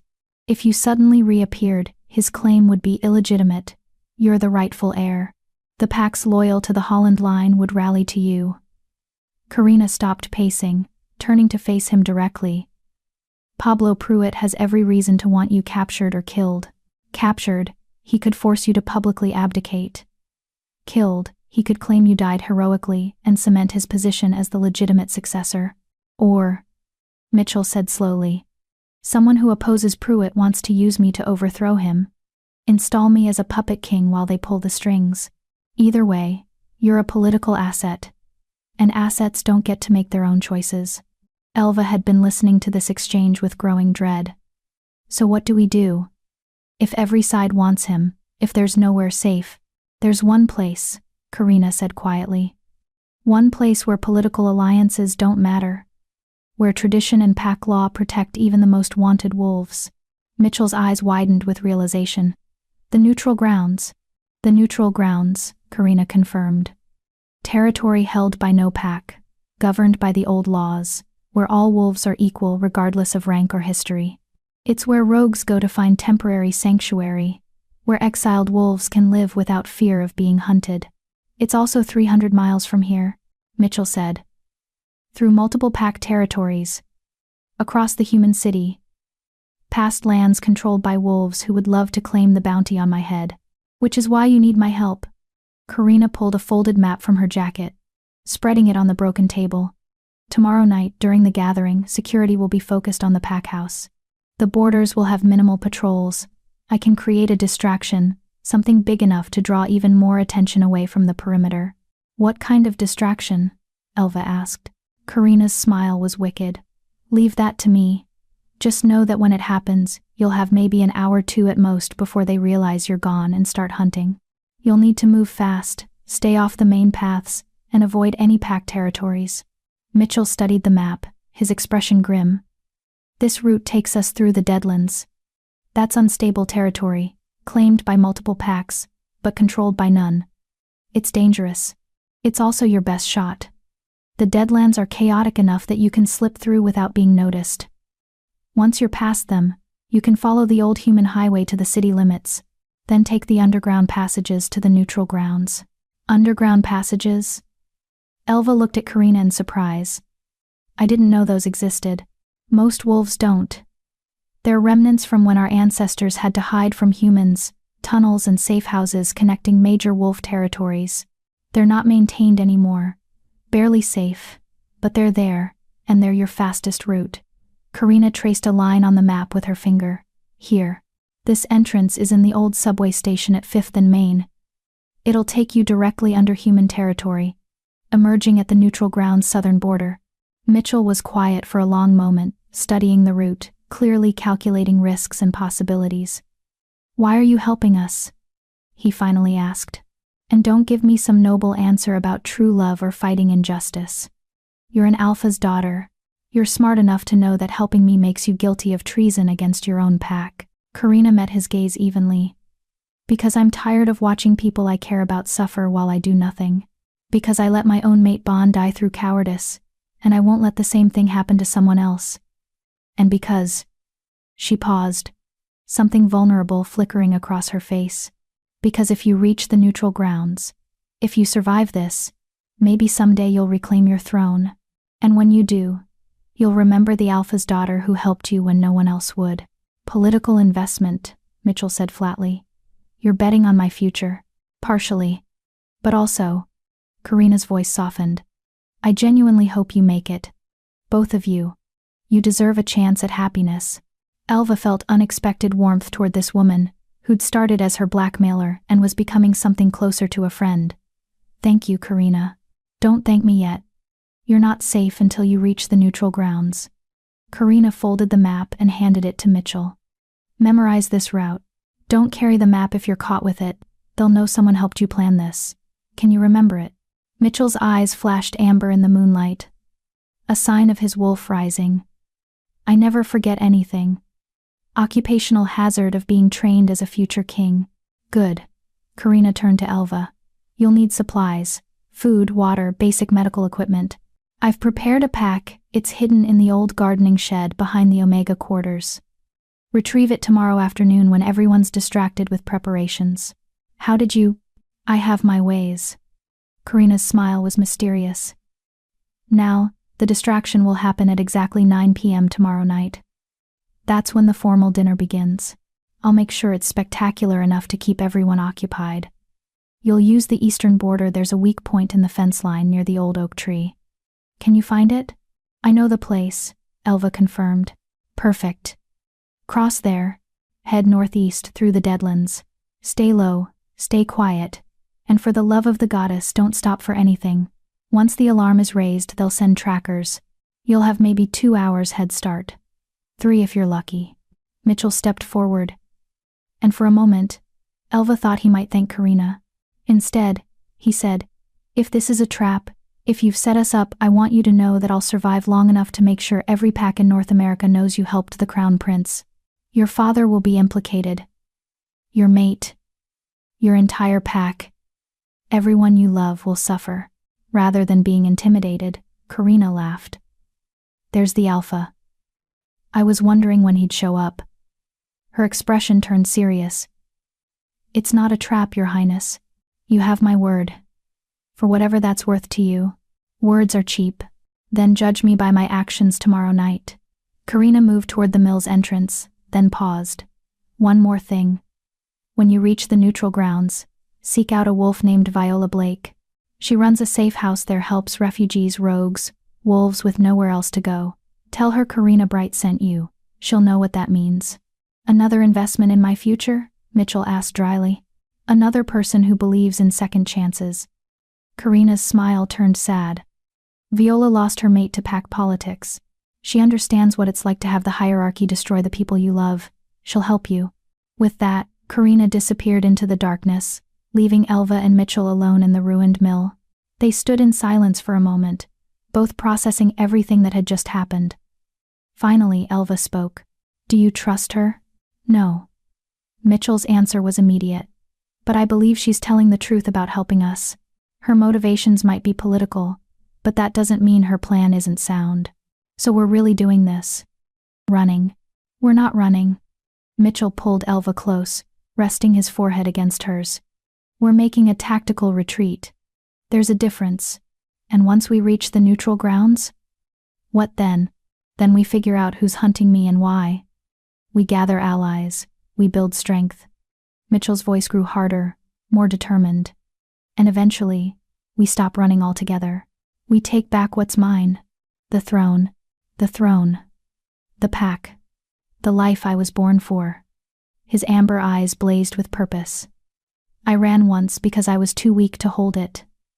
But I'm not that scared boy anymore. And I have something now I didn't have then. What's that? You. Mitchell kissed her softly. A mate worth fighting for. A reason to be strong. Someone who believes I can be more than my failures. Elva felt tears prick her eyes. I do believe in you. Even when you don't believe in yourself. Then believe this. I'm going to give you a life worthy of a queen. I'm going to reclaim my throne, not because I want power, but because it's the only way to keep you safe.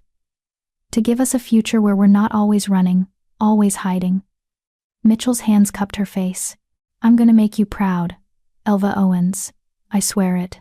I'm already proud, Elva whispered. They stayed in the mill a while longer, holding each other, drawing strength from the bond that connected them.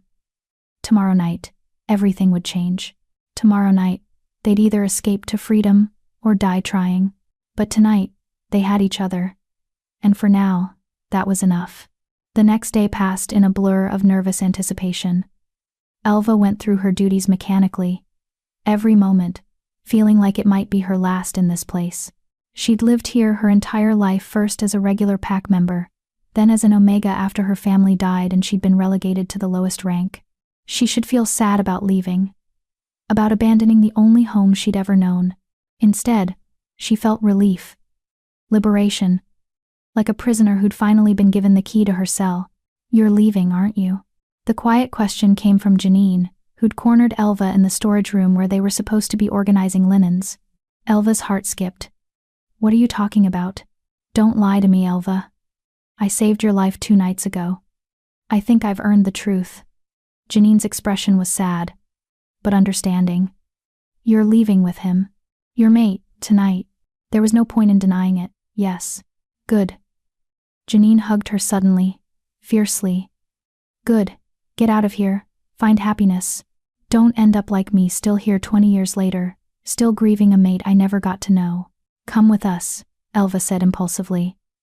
"There's nothing for you here. Come with us to the neutral grounds. Start over." Janine pulled back, smiling sadly. "I'm not brave like you, Elva. And besides, someone needs to stay here and make sure they don't figure out the truth too quickly.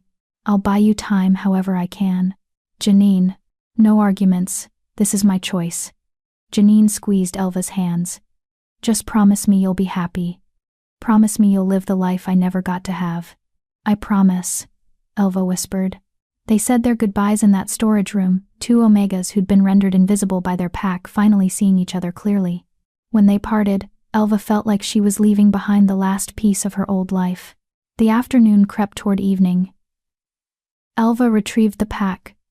Karina had hidden it was exactly where she'd said, filled with supplies that would keep them alive for days. Whoever Karina had enlisted to help, they'd been thorough. As night fell, the pack house came alive with activity. Representatives from neighboring packs arrived in their finery. Alphas and betas and their mates, all dressed to impress.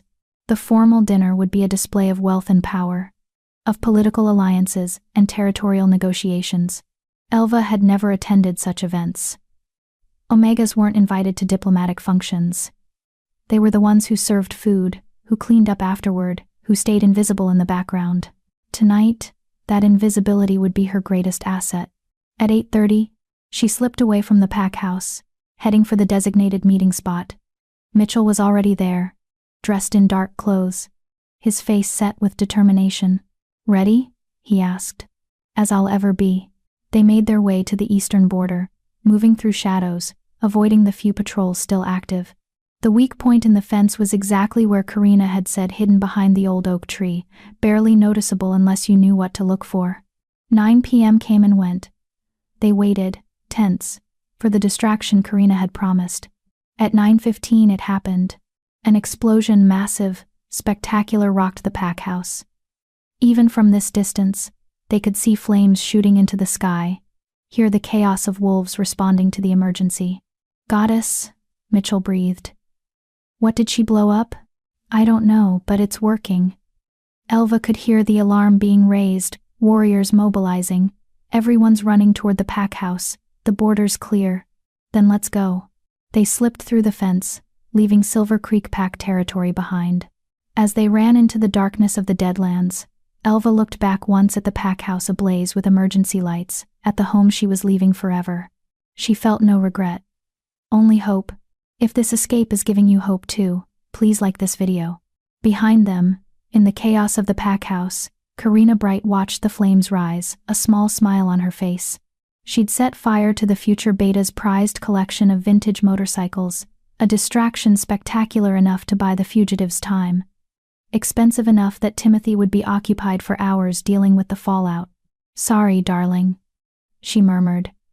"But some loves are worth burning things for." Then she turned away from the flames and walked back into her perfectly planned life, carrying the secret of 2 wolves running toward freedom. And in the Deadlands, Mitchell and Elva ran hand in hand, leaving behind everything they'd known, racing toward an uncertain future. But they ran together. And that made all the difference. Chapter 7, Through the Deadlands. The Deadlands earned their name honestly. No pack claimed this territory because nothing thrived here. The soil was poisoned from some long-ago industrial disaster. The water tainted, the trees twisted and skeletal. It was a wasteland caught between pack territories. A no-man's land where rogues hid and desperate wolves went to disappear. It was also the most dangerous stretch of their journey. Elva and Mitchell moved quickly through the darkness, following the route Karina had mapped out. The Deadlands were eerily quiet, no birdsong, no rustling of small animals, just the wind whistling through dead branches and the sound of their own ragged breathing. "How much time do you think we have?" Elva panted as they paused behind a collapsed warehouse, its walls covered in rust and graffiti. Mitchell tilted his head, listening. "They'll have noticed we're gone by now. Maybe an hour before the trackers are organized and sent after us. And the dogs? Less time if they use dogs." Mitchell's jaw clenched. "We need to move faster. The Deadlands are 5 miles across. If we can reach the other side before they catch our trail." A howl split the night, distant but unmistakable. The hunting call. "They're already tracking us," Elva whispered, fear clawing at her throat. "Then we run." They ran. Through abandoned buildings and across cracked parking lots, past rusted machinery and collapsed fences. The Deadlands were a maze of human ruins, and every shadow could hide danger, rogue wolves desperate enough to attack for their supplies. Or worse, hunters closing in. Elva's lungs burned. Her legs screamed for rest. But Mitchell's hand in hers kept her moving, kept her focused. They couldn't stop. Couldn't slow down. Not now. There. Mitchell pointed to a structure ahead. An old subway entrance, its stairs leading down into darkness. "We can cut through the underground. It'll hide our scent. Give us cover." They plunged down the stairs into the abandoned subway station. The air was cooler here, dank and musty. Emergency lights still flickered somehow, casting everything in a sickly yellow glow. Graffiti covered the walls, territorial markers from various packs, warnings to trespassers, declarations of dominance. "This way," Mitchell said, following the tracks deeper into the tunnel. According to Karina's route, this line runs northeast for 3 miles before connecting to the underground passages that lead to the city. They moved through the tunnel, their footsteps echoing in the confined space. Water dripped from cracks in the ceiling. Somewhere in the darkness, rats scurried. Elva tried not to think about what would happen if they were trapped down here. If the hunters followed them into the tunnels, there would be nowhere to run, nowhere to hide. "Mitchell," she said quietly, "if we don't make it, we'll make it. But if we don't, I want you to know." "Elva." Mitchell stopped, turning to face her in the dim light. "We're going to make it. I refuse to accept any other outcome. I didn't spend 8 years running just to die in a subway tunnel with the woman I love." "You love me?" The words slipped out before Elva could stop them. Mitchell's expression softened. "Of course I love you. How could I not? You're the bravest, most stubborn, most incredible wolf I've ever met. You saved my life. You believed in me when I didn't believe in myself. You risked everything for a mate you barely knew." He cupped her face gently. "So yes, I love you. And I'm going to spend the rest of our very long lives proving it to you." Elva kissed him, pouring all her fear and hope and love into that brief contact. When they pulled apart, tears were streaming down her face. "I love you too," she whispered. In case that wasn't obvious. Mitchell smiled a real smile, warm and genuine. It was a little obvious. A sound echoed through the tunnel behind them, voices, getting closer. "They're in the tunnels," Elva breathed. "Move. Now." They ran again, racing through the darkness. The tunnel branched off in multiple directions. Mitchell chose paths, seemingly at random, trying to confuse their trail. "Left here," he said, pulling her down a smaller side tunnel. "This should connect to the maintenance passages." They emerged into a larger chamber, what looked like an old maintenance hub for the subway system. Tools still hung on the walls, lockers stood in neat rows, and a large map of the underground system was painted on one wall. Mitchell studied the map quickly, tracing routes with his finger. "If we go through here, we can avoid the main tunnels. It's longer, but safer." "How much longer?" "Another 2 hours, maybe 3. Elva glanced back the way they'd come. The voices were getting closer, echoing through the tunnels. "We don't have 3 hours. Then we make do with what we have. Mitchell grabbed her hand again. Through here. They squeezed through a narrow maintenance door, finding themselves in a cramped service corridor. It was barely wide enough for one person, forcing them to move single file. The ceiling was so low they had to hunch over. Behind them, they heard the hunters enter the maintenance chamber. Spread out. Check every passage. That was Beta Billy Riley's voice. He joined the hunt personally. That was bad. Riley was known for his persistence, his refusal to give up once he'd locked onto a target. Elva and Mitchell moved as quickly as they could through the service corridor, but it seemed to stretch on forever. The walls pressed in on all sides. The air was stale, hard to breathe. Almost there, Mitchell whispered. I can see an opening ahead. They emerged into another tunnel, this one older, more decrepit. The walls were crumbling, the ceiling unstable. But it was heading in the right direction, away from the hunters. How did you memorize all of this? Elva asked, as they picked their way over debris. Royal training. I was taught to read maps, memorize routes, never forget terrain. Mitchell's voice held a hint of bitterness. All those lessons preparing me to be king. Turns out they're more useful for running away. You're not running away anymore, Elva said firmly. You're running toward something. Toward a future where you can be who you're meant to be. Before Mitchell could respond, a section of the ceiling ahead collapsed with a deafening crash. Dust and debris filled the tunnel, and when it cleared, their path was completely blocked. No, Mitchell breathed, staring at the pile of rubble. No, no, no. Can we climb over it? It's not stable. We'd bring the whole ceiling down. Mitchell spun, looking for another option. We'll have to backtrack, find another route. But backtracking meant going back toward the hunters. Toward capture. Elva looked around desperately, searching for any other option. Then she saw a narrow crack in the wall, partially hidden behind more debris. Air was flowing through it, which meant it led somewhere. Mitchell, look. They cleared away enough debris to reveal a small opening barely large enough to squeeze through, but passable. Where does it lead? Mitchell asked. Only one way to find out. They squeezed through the crack, finding themselves in a natural cave system. The subway tunnels must have been built over old limestone caves, and time and water had worn through the barrier between them. The caves were pitch black, forcing them to move slowly, feeling their way along the walls. Water dripped constantly. The sound of their breathing echoed strangely in the confined space. I think we're heading upward, Mitchell said after they'd been walking for several minutes. The grade is changing. How can you tell? Alpha senses. We're trained to be aware of our surroundings, even in complete darkness. He paused. There's fresh air ahead. We're close to an exit. Sure enough, a few minutes later, they saw light moonlight, filtering through an opening in the cave ceiling. They climbed toward it, scrambling over rocks and through narrow passages, until finally they emerged into the open air. They were in a ravine, surrounded by rocky outcroppings. Above them, the night sky was clear, stars blazing, and in the distance, the city. Elva breathed, seeing the glow of lights on the horizon. We made it through the Deadlands. Not quite. Mitchell pointed back the way they'd come. In the darkness of the ravine, lights were moving flashlights. Dozens of them. They're still tracking us. How is that possible? We went through caves, underwater passages. Dogs don't give up easily, and Riley is a master tracker. Mitchell's expression was grim. We need to reach the city. Once we're in human territory, the hunt becomes complicated. They can't use wolves openly, can't track as aggressively. They climbed out of the ravine and ran toward the city lights. The terrain was changing, less wilderness, more civilization. They passed through the outskirts, where abandoned factories and warehouses gave way to actual buildings, actual streets. The human city was massive, sprawling. Even at this late hour, cars moved on distant highways, lights glowed in windows.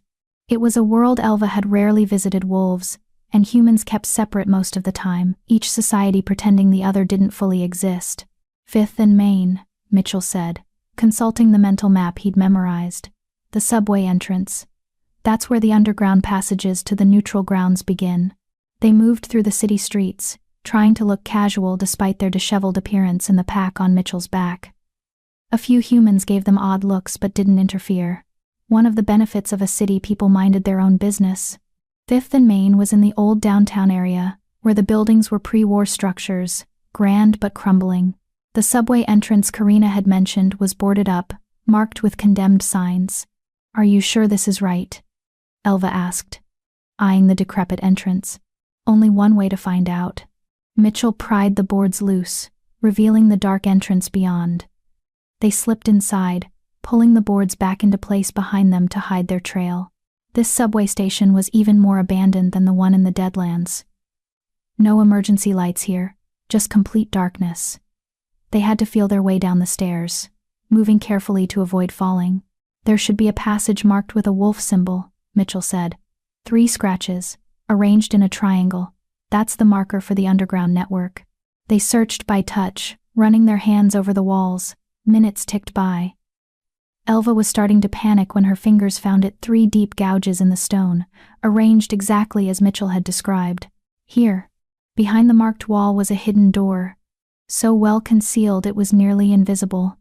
Mitchell pushed it open, revealing a passage beyond this one, clearly maintained, with functional lights and clean walls.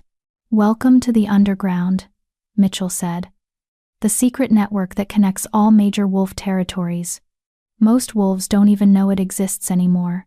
They stepped into the passage, and the door swung shut behind them. For the first time since fleeing Silver Creek, Elva felt something like safety. "How far to the neutral grounds?" she asked. "According to Karina's route, about 10 miles through these passages. Maybe 3 hours if we keep a steady pace." Mitchell looked at her, concern evident. "Can you make it?" Elva was exhausted, her body screaming for rest. But they were so close. "I can make it." They walked through the underground passages, following markers that guided them northeast. The passages were surprisingly sophisticated, clearly built by wolves with resources and planning. Emergency supplies were stored in regular intervals. Maps were posted at major intersections. It was a complete alternate infrastructure, hidden beneath the human world. "Who built all this?" Elva asked as they paused at an intersection to check their route. "Our ancestors. Back when wolves were hunted by humans, when we needed escape routes and safe houses." Mitchell studied the map on the wall. "This network connects every major pack territory in North America. In theory, a wolf could travel from coast to coast without ever surfacing into human territory. But nobody uses it anymore. Most packs don't maintain their sections. The knowledge has been lost, or kept secret by alphas who don't want their wolves to have easy escape routes." Mitchell's smile was bitter. Can't have the lower ranks thinking they can just run away. After all, they continued walking. The passages endless and unchanging. Time lost meaning down here. Elva's feet moved automatically, one step after another, focused only on Mitchell's back ahead of her. Finally, after what felt like an eternity, they reached a door marked with a different symbol. A full moon with a wolf howling beneath it. "The neutral grounds," Mitchell said quietly. "Once we cross this threshold, we're under the old laws. No pack has authority here. We'll be safe." "Will we, though?" Elva couldn't help the doubt creeping into her voice. "You're the crown prince. Someone powerful wants you dead or captured. Are we ever really going to be safe?" Mitchell turned to face her fully, taking both her hands in his. "I don't know," he admitted. "I don't know if we'll ever be completely safe. But I know we'll be safer together than apart. I know we'll fight for the life we want. And I know that whatever comes next, we'll face it as mates. As partners. As king and queen?" Elva asked with a small smile. "Eventually. But for now..." Mitchell squeezed her hands. "For now we're just 2 wolves who refuse to give up on each other. And that's enough." He pushed open the door, and light flooded in real daylight, warm and golden. They'd been running all night, and dawn had broken while they were underground. They stepped through together, emerging into the neutral grounds. The landscape was beautiful, rolling hills covered in wildflowers, forests that looked healthy and vibrant, streams that ran clear. In the distance, Elva could see buildings, a small town, from the looks of it, with houses and shops and wolves moving about their daily business. "Welcome to freedom," Mitchell said softly. Elva breathed in the clean air. feeling tension she'd carried for years slowly releasing. They'd made it. Against all odds, through all the danger, they'd actually made it. Now what? She asked. Now we find Viola Blake, get settled, rest. Mitchell put his arm around her shoulders, pulling her close. And then we figure out how to take back my throne. Our throne, Elva corrected. Mitchell smiled. Our throne. They walked down the hill toward the town, 2 refugees seeking sanctuary. Behind them, the door to the underground passages swung shut, sealing off their past. Ahead of them lay an uncertain future full of danger, full of challenges but also full of possibility. And they faced it together, as they'd face everything that came after. Mates. Partners. Future rulers. But most importantly, survivors. Chapter 8. Sanctuary and Secrets. The town in the neutral grounds was unlike any wolf settlement Elva had ever seen. There were no territorial markers, no hierarchy displays, no visible ranking system. Wolves moved freely through the streets, some in human form, some shifted, all seemingly at ease. A female wolf in tattered clothes walked beside a male in expensive tailored pants. A scarred warrior shared a bench with an elderly wolf who looked too frail to shift. Everyone here was equal. Everyone here was safe. It was beautiful. And terrifying. It's strange, isn't it? Mitchell murmured as they walked through the main street. Seeing wolves interact, without the power structure. Without the constant assessment of rank. I didn't know it was possible, Elva admitted, watching a group of young wolves playing in a park, without any adults supervising them. In Silver Creek, everything was about hierarchy. Even children learned their place. Most packs are like that. The old laws that govern the neutral grounds are different. Ancient. They predate the pack system entirely. Mitchell guided her toward a building that looked like it might be a general store. Let's ask someone about Viola Blake. Karina said she runs a safe house here. The store was warm and welcoming inside, filled with supplies and goods. Behind the counter stood a middle-aged male wolf with kind eyes and graying hair. Welcome, travelers, he said with a genuine smile. New arrivals? Is it that obvious? Mitchell asked. You have that look exhausted, wary, checking all the exits. The shopkeeper's smile turned sympathetic. Most newcomers do. Takes a while to believe you're really safe here. I'm Ricky Hancock. I run this place. Mitchell hesitated, clearly uncertain how much to reveal. Mitchell. And this is Elva. No last names needed here. We don't ask questions about where wolves come from or what they're running from. Ricky pulled out 2 mugs and a pot of coffee. But you look like you could use sustenance and directions. What can I help you with? We're looking for someone named Viola Blake, Elva said, accepting the coffee gratefully. We were told she runs a safe house. Ricky's expression brightened. Viola. Yes, she's been here about 5 years now. Runs the best safe house in the grounds, takes in refugees, helps them get settled. Her place is just north of here. The big house with the blue door. You can't miss it. Thank you, Mitchell said sincerely. One more thing, Ricky leaned forward, lowering his voice. Word of advice for newcomers. The neutral grounds are safe, but that doesn't mean they're without politics. Different factions, different interests. Some wolves here are content to live in peace, others are waiting for opportunities. Just be careful who you trust. Mitchell's expression became guarded. Noted. They finished their coffee and headed north, following Ricky's directions. The house with the blue door was exactly as described, a large, well-maintained building that looked welcoming despite its size. Flowers bloomed in the front garden, and a porch swing moved gently in the breeze. Before they could knock, the door opened.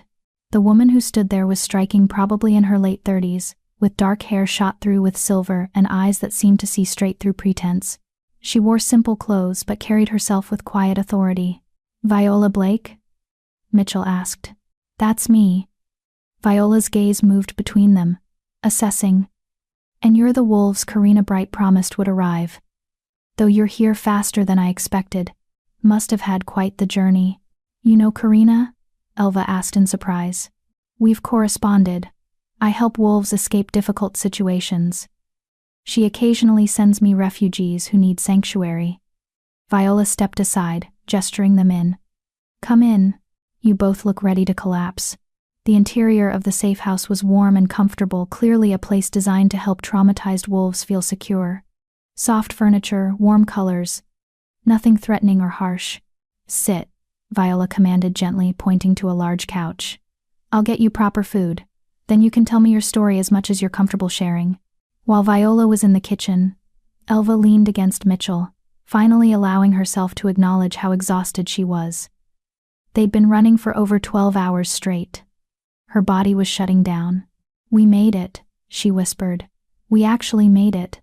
We made it to the first waypoint, Mitchell corrected, though his voice was gentle. This is safety, but it's not the end. We still have to figure out who's hunting me and why. Can we figure it out tomorrow? After we've slept for a week? Mitchell smiled, kissing her forehead. Yes, tomorrow. Viola returned with plates piled high with food, real food, hot and fresh. Elva hadn't realized how hungry she was until she started eating.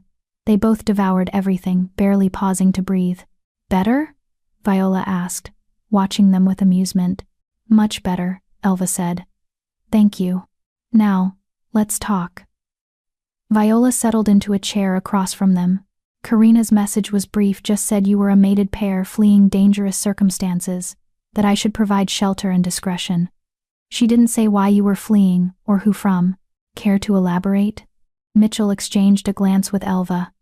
How much should they reveal? Viola had helped them, but Ricky's warning echoed in Elva's mind. Be careful who you trust. I'm being hunted, Mitchell said carefully, by wolves who want to use me for political purposes. Most wolves who end up here are being hunted for something, Viola said. But political purposes suggests you're someone important. Someone with value beyond just being a rogue. I was important once. I'm trying very hard to be nobody now. Viola studied him for a long moment. You have alpha energy, strong alpha energy, actually, stronger than most I've encountered. And you? She turned to Elva. You're an omega, but you've got steel in your spine. That's unusual. Is that a problem? Elva asked, defensive. Not at all. I prefer wolves with steel in their spines. Makes them survivors. Viola leaned back. Here's what I can offer you. A room.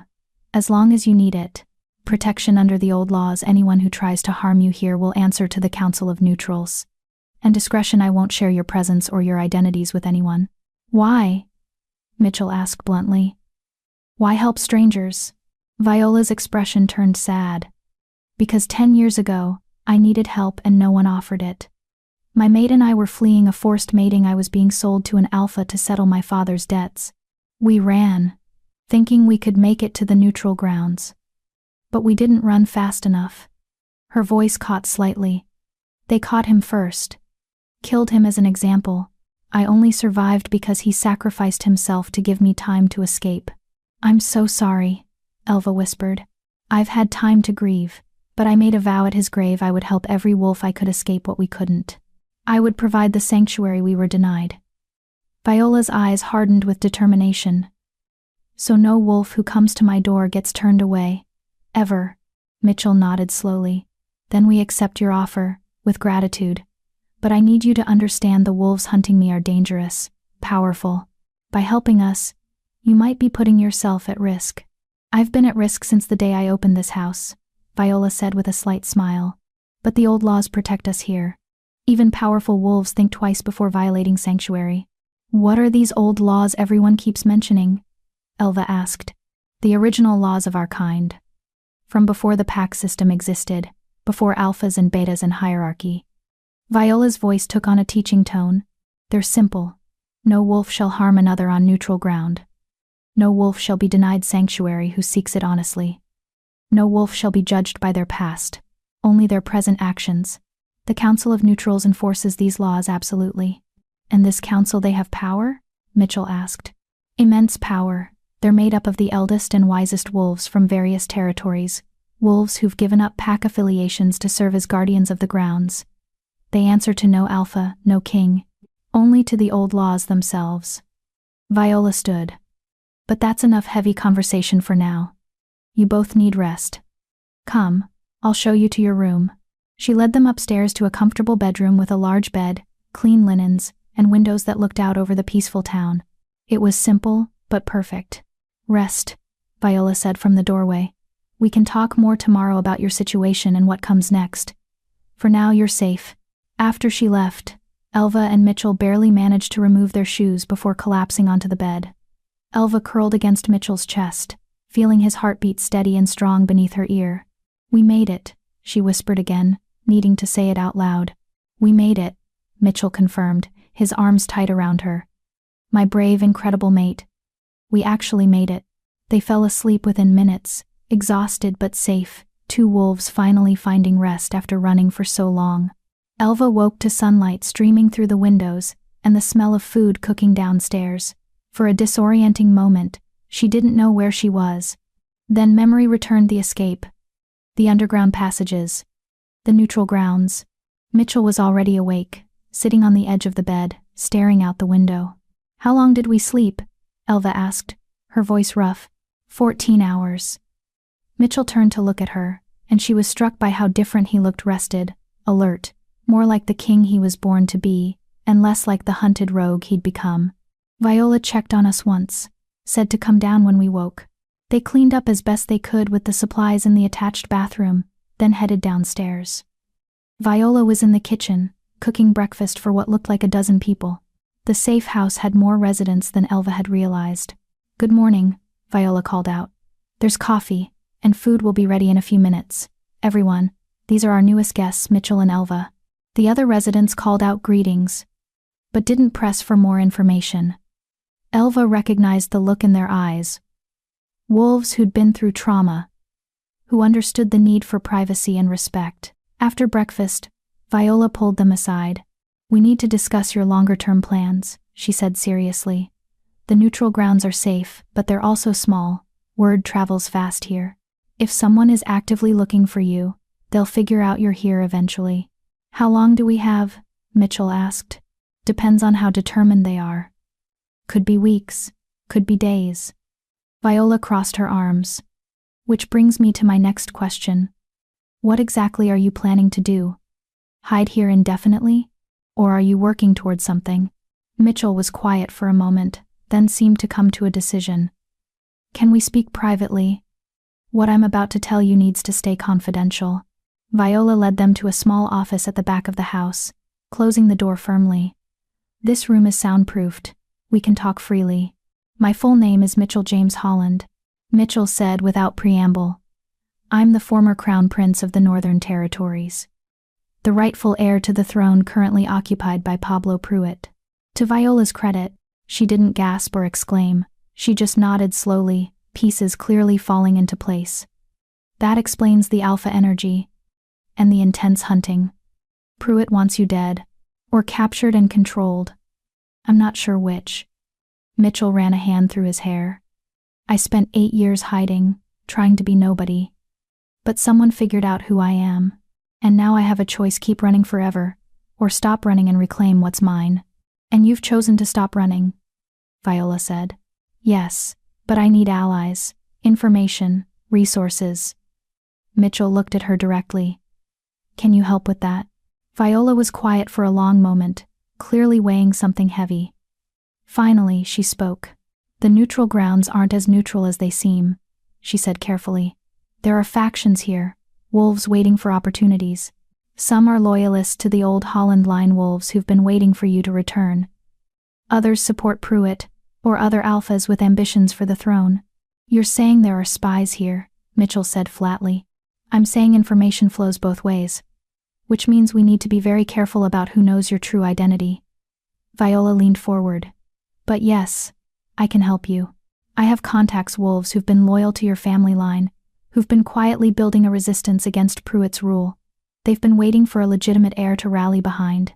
They've been waiting for me," Mitchell said. "They've been waiting for someone worthy of the crown. Whether that's you remains to be seen." Viola's voice was firm, but not unkind. "You ran away once, Your Highness. They'll need proof you won't run again." Mitchell flinched at the title, but nodded. "I understand. What do they need to see?" "Strength, commitment, the ability to lead." Viola pulled out a map, spreading it on her desk. Pruitt controls the Northern Territories through fear and brutality. But his hold is weakening. 3 major packs are on the verge of rebellion. If you could secure their loyalty, prove you're a viable alternative. We could start building an actual opposition, Mitchell finished.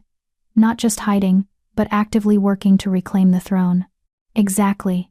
But it won't be easy. Pruitt has resources, warriors, political connections. Viola looked between them. And you have what? A mate, some determination, and a claim to a throne you abandoned 8 years ago?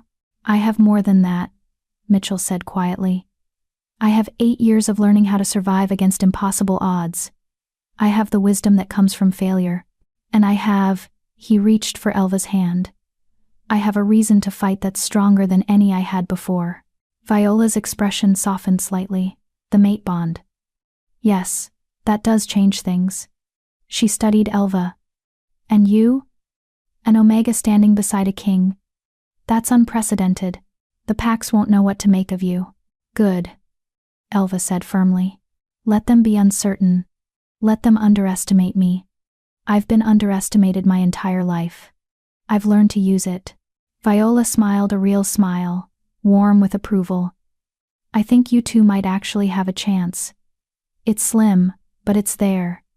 She folded the map. Give me a few days to contact my people discreetly. We'll set up a meeting with representatives from the rebelling packs. You'll need to convince them you're worth following. We will, Mitchell said with certainty. In the meantime, stay in the safe house. Don't advertise your presence. And most importantly, Viola's expression turned serious. Don't trust anyone completely, not even me. In politics, everyone has their own agenda. Noted, Mitchell said. After Viola left, Elva turned to Mitchell. Are you really ready for this? Taking back the throne means war. It means putting yourself directly in danger. I know. Mitchell pulled her close. But hiding forever isn't living. And I want to live, Elva. Really live. I want to be the king I should have been 8 years ago. I want to give you the life you deserve. I deserve you, Elva said simply. Everything else is just details. Mitchell kissed her, deep and fierce and full of promise. When they pulled apart, both were breathless. We're really doing this, Elva said. We're going to war. We're going to win. Mitchell corrected. Because we have something Pruitt doesn't have. What's that? A true mate bond. The blessing of the moon goddess herself. Mitchell's amber eyes blazed with determination. That's more powerful than any army. And it's gonna be his downfall. Outside the window, the peaceful town went about its day, unaware that within Viola Blake's safe house, the lost Alpha King was planning his return. The game was about to change. The players were moving into position. And in the Northern Territories, Pablo Pruitt was about to discover that the ghost he'd been hunting was very much alive and coming for his stolen throne. Chapter 9. The Gathering of Rebels. 3 days passed in relative peace. Elva spent the time helping Viola around the safe house, getting to know the other refugees, and learning the rhythms of life in the neutral grounds. It was strange, this life without hierarchy, no one bowing, no one submitting, everyone simply existing as equals. It was also the freest she'd ever felt. Mitchell spent his days in Viola's office, studying maps, reading reports, reconnecting with the political landscape he'd abandoned 8 years ago. Watching him transform from a hunted rogue into a leader was mesmerizing. The way he held himself, changed the way he spoke, even the way he looked at the world. The king was emerging from beneath the rogue's disguise. On the 4th morning, Viola knocked on their door early. They're here, she said quietly. The representatives from the 3 rebelling packs. They've agreed to meet with you tonight, but on their terms. Neutral location, no guards, complete discretion. Mitchell was instantly alert. Where? The old council hall at the edge of the grounds. It's abandoned but secure. They'll arrive at midnight. Viola's expression was grave. This is your chance to make your case, Your Highness. If you can convince them you're worth following, they'll pledge their support. If you can't, they'll go home, and we'll be on our own, Mitchell finished. Worse, they might decide you're a liability and report your location to Pruitt.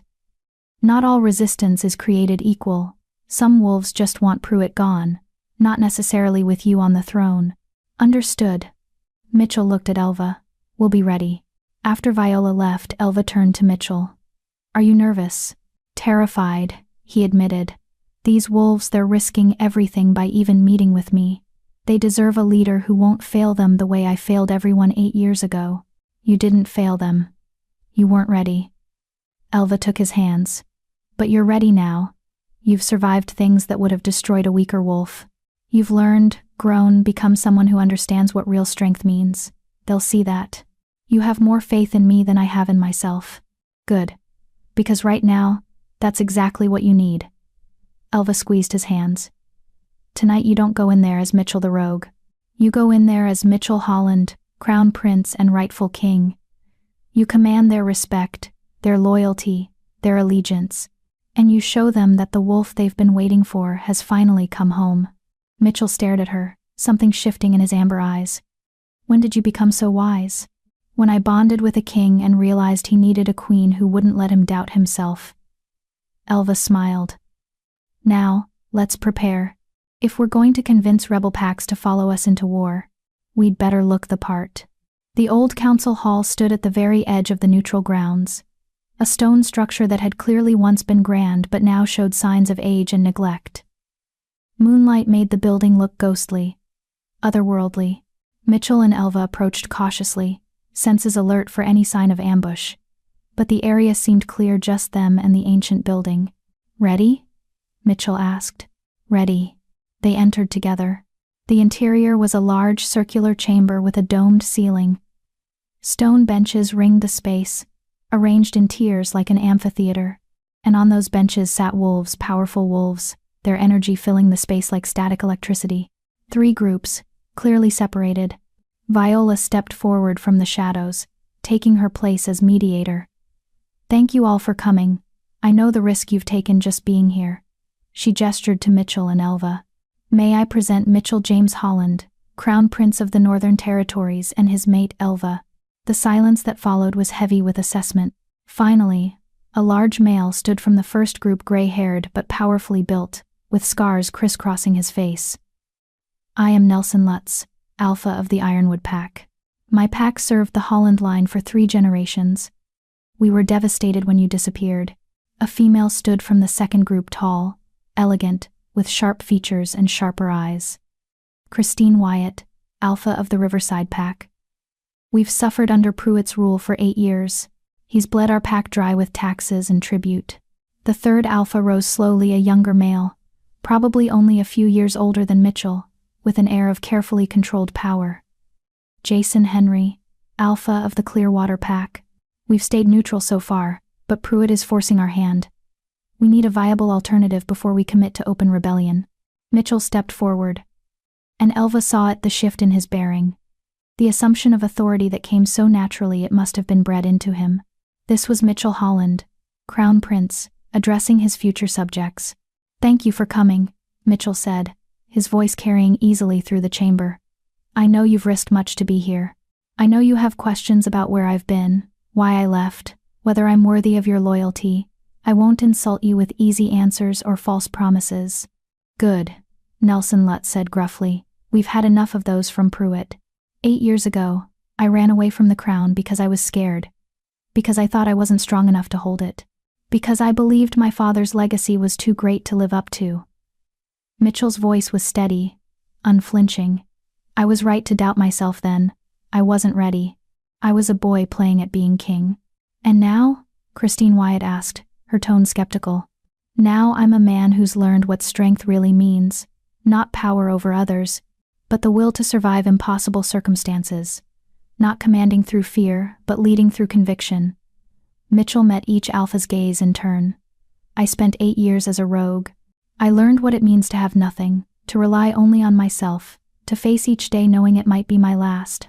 I learned humility, I learned resilience, and most importantly, he reached for Elva's hand. I learned what's worth fighting for. Jason Henry's eyes narrowed. Your mate. An Omega. From what I can sense.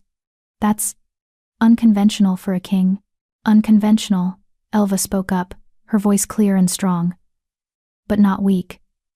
I may be an Omega, but I've survived things that would have broken wolves twice my rank.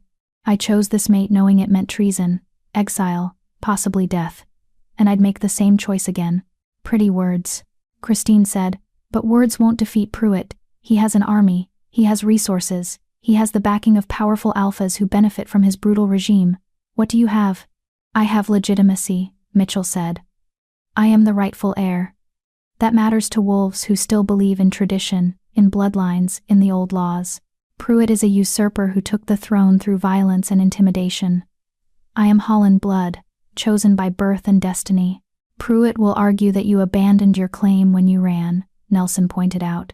And I'll argue that I withdrew temporarily to prepare myself for the responsibility of rule. 8 years in exile, learning what it means to lead not through inherited power, but through earned respect. Mitchell's voice grew stronger.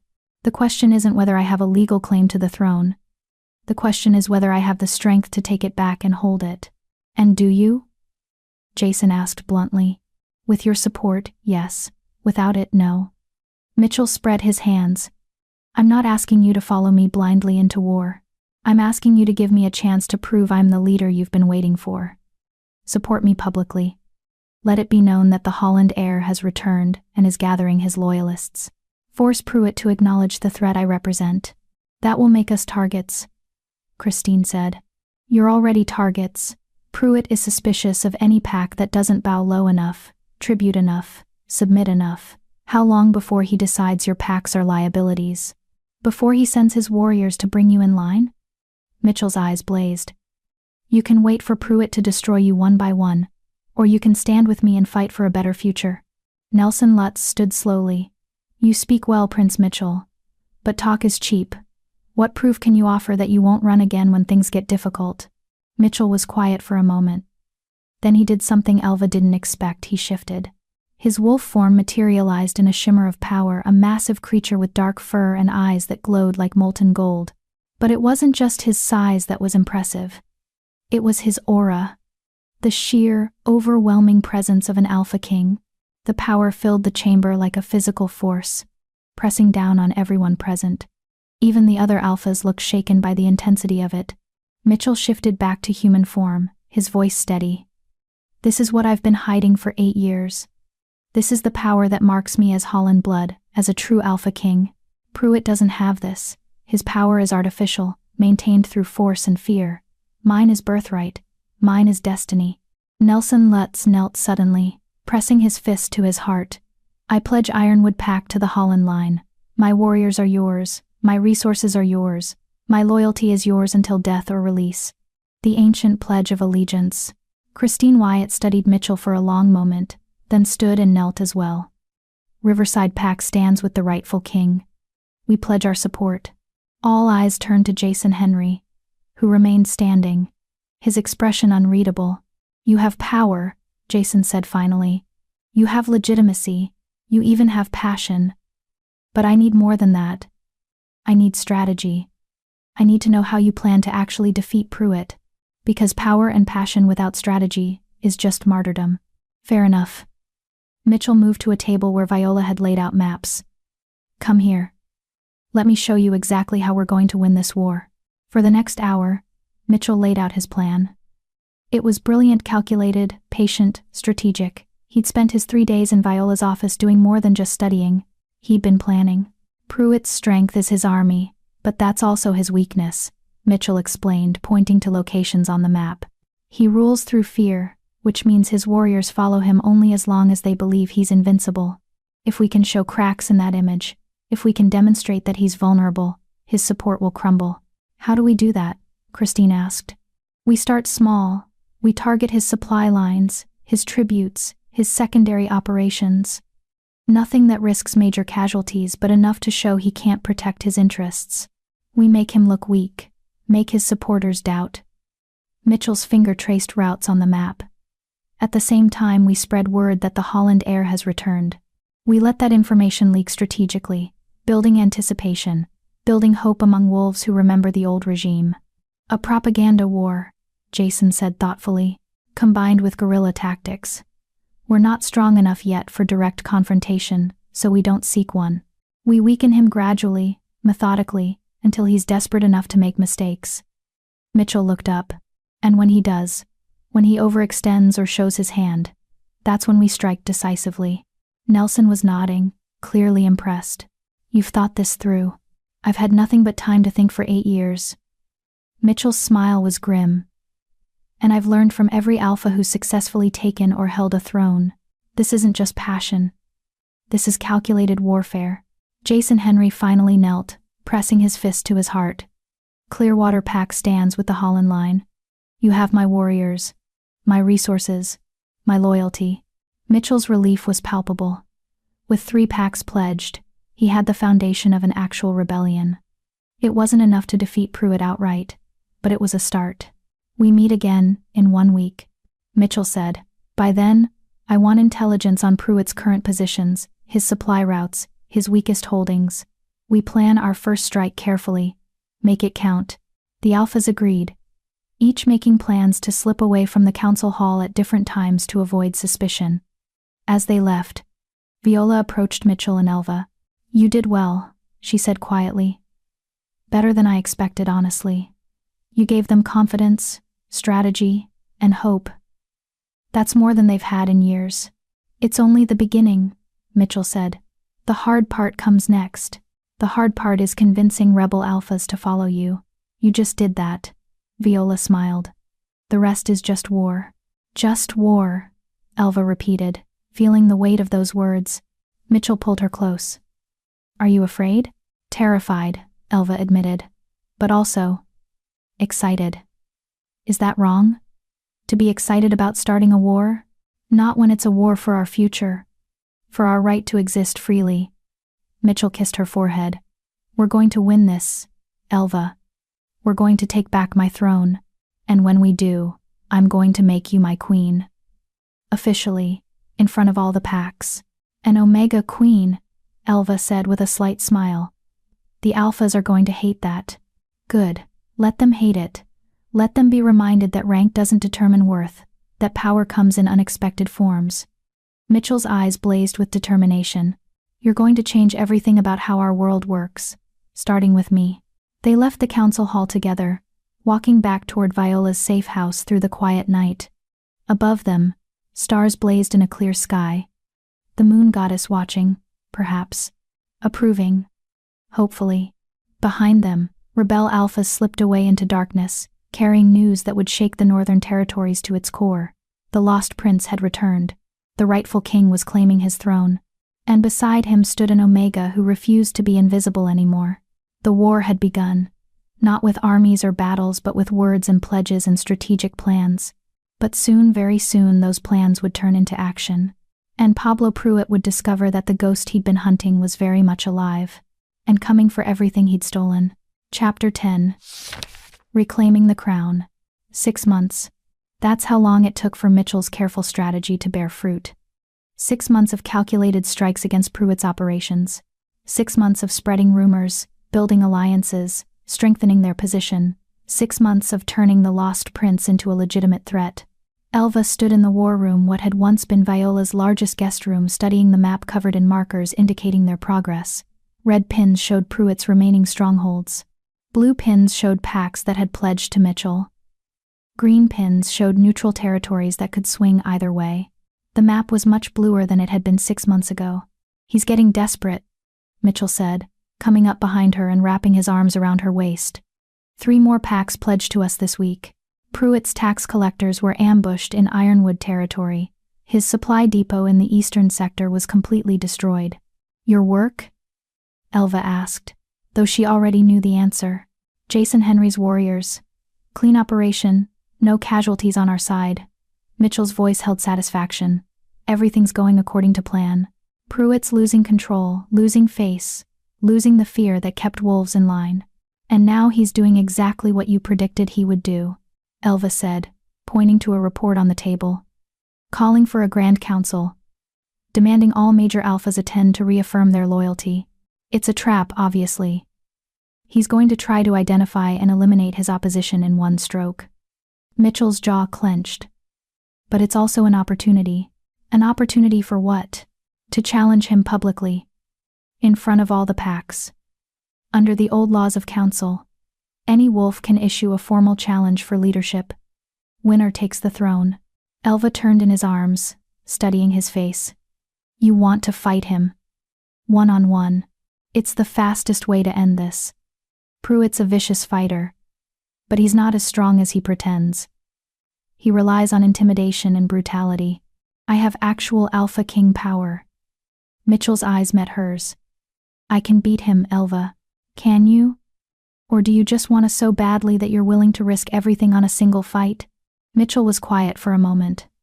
6 months ago, I would have said I wasn't sure, but now, after everything we've done, everything we've built, I know I can win. Not because I'm stronger or faster, but because I'm fighting for something real. For us. For the future we're building. That gives me power he doesn't have. The mate bond, Elva said softly. The mate bond.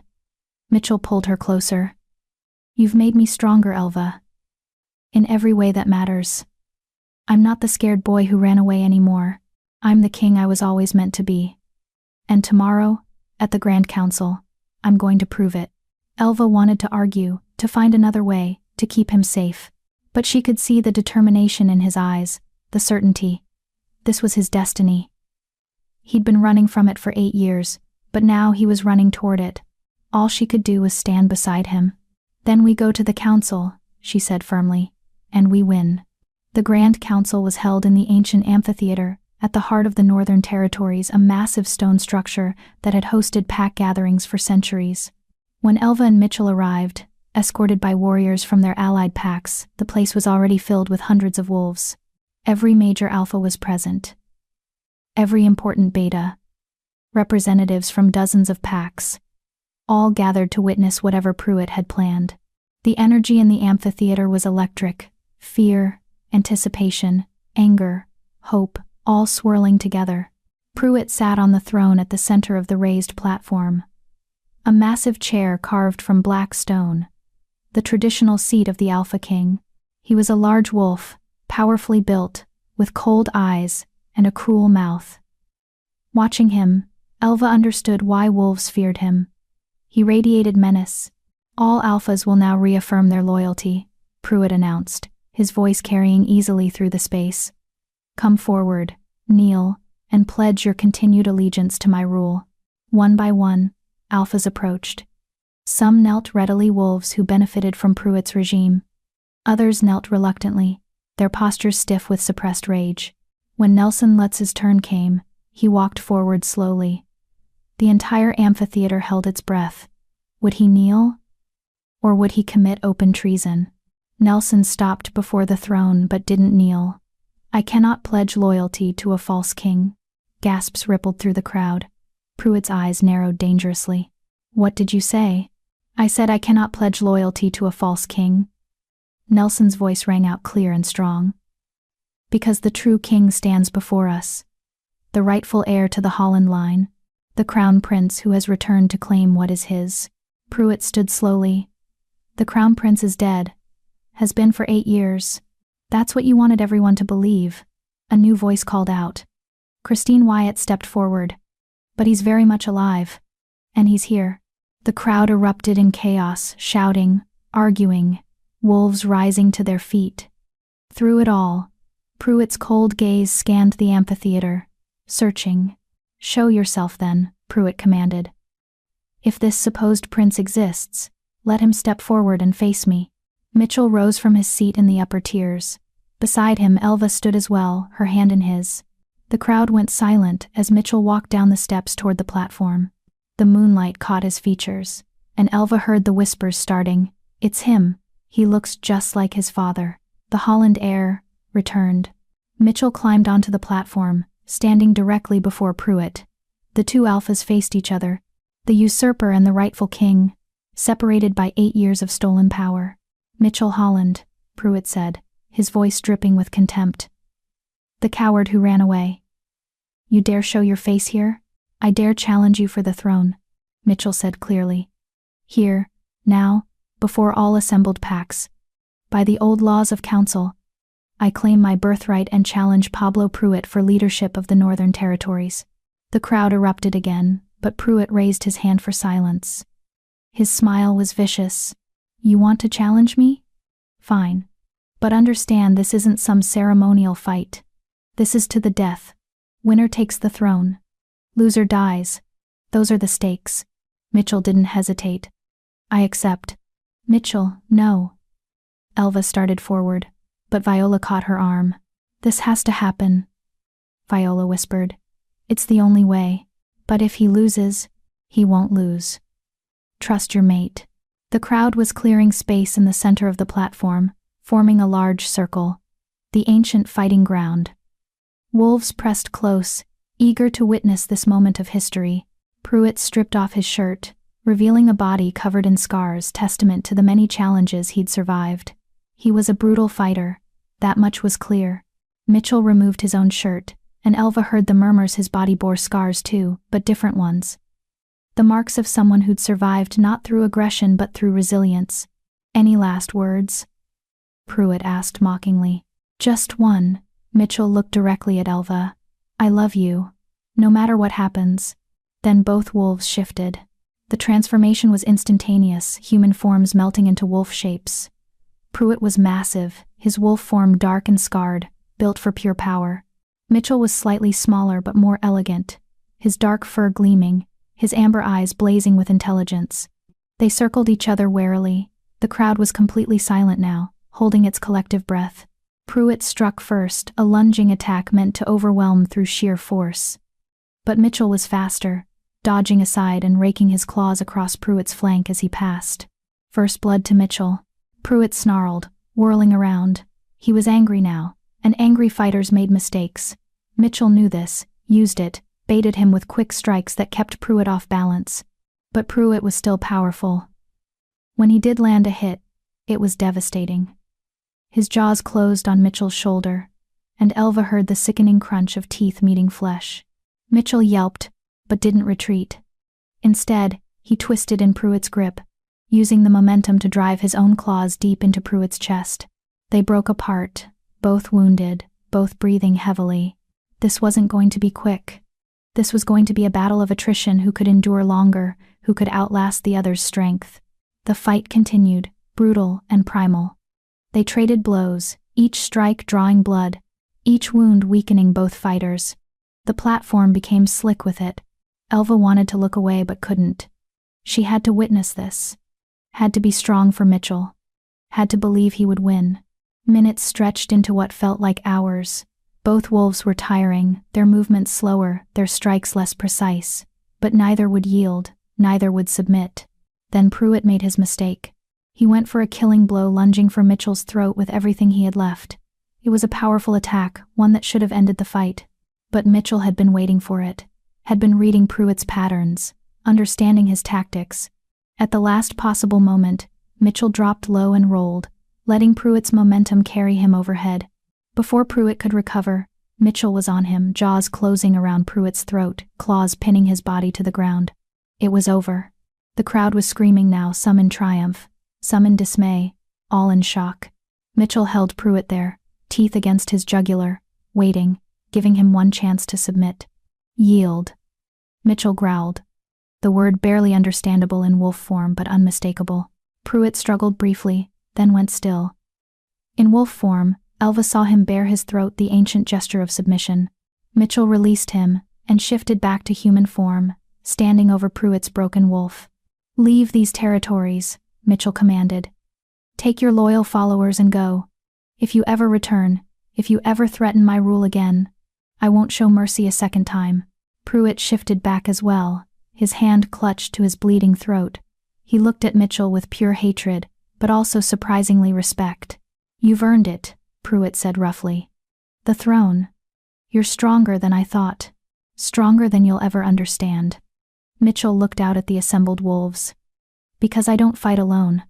I fight for my mate. For my pack. For wolves who've been oppressed and overlooked and told they don't matter. That's true strength. Pruitt struggled to his feet, supported by his remaining loyalists, and limped from the amphitheater. The threat was ended. The usurper defeated. Mitchell turned to face the assembled alphas, his body bleeding but unbowed. I am Mitchell James Holland, Crown Prince of the Northern Territories, rightful heir to the Holland line. His voice rang out strong and clear. I reclaim the throne. I reclaim my birthright. And I promise you I will be the king my father raised me to be, and more. I will lead with strength and compassion. I will protect the weak and honor the strong. I will rebuild what was broken, and create something better than what came before." One by one, the alphas knelt, even those who'd supported Pruitt, recognizing the reality of Mitchell's victory. The old pledges were spoken, the ancient words of loyalty and fealty. When every alpha had knelt, Mitchell gestured to Elva. "Come here," he said softly. Elva walked forward on shaking legs, climbing onto the platform. Mitchell took her hand, pulling her to stand beside him. "This is Elva, my true mate. The wolf who saved me when I was broken. The wolf who believed in me when I didn't believe in myself." Mitchell's voice carried to every corner of the amphitheater. "She is an Omega by rank, but a queen by worth. And I declare before all assembled packs that she will rule beside me. As my equal, as my partner, as my queen." The silence was deafening. An Omega queen was unprecedented, unthinkable, against every tradition. But Nelson Lutz rose to his feet, pressing his fist to his heart. "I pledge loyalty to King Mitchell Holland and Queen Elva. Long may they reign." Christine Wyatt stood as well. "Riverside Pack recognizes Queen Elva. Long may she reign." Jason Henry. "Clearwater Pack recognizes Queen Elva. Long may she reign." One by one, the alphas accepted it, some reluctantly, some genuinely, but all of them recognizing the reality. Mitchell had won, and Elva came with the package. Mitchell turned to her, cupping her face in his bloodied hands. They laughed when the Omega made it a poor lone wolf. He said softly, echoing words from their first meeting. "But you were mating a king. And now you're a queen. How does that feel?" Elva looked out at the assembled packs, hundreds of wolves bowing to her. An Omega who'd spent her life invisible and overlooked. She thought about Silver Creek Pack, about Karina who'd helped them escape, about Janine who'd bought them time. "It feels like justice," Elva said. "It feels like destiny.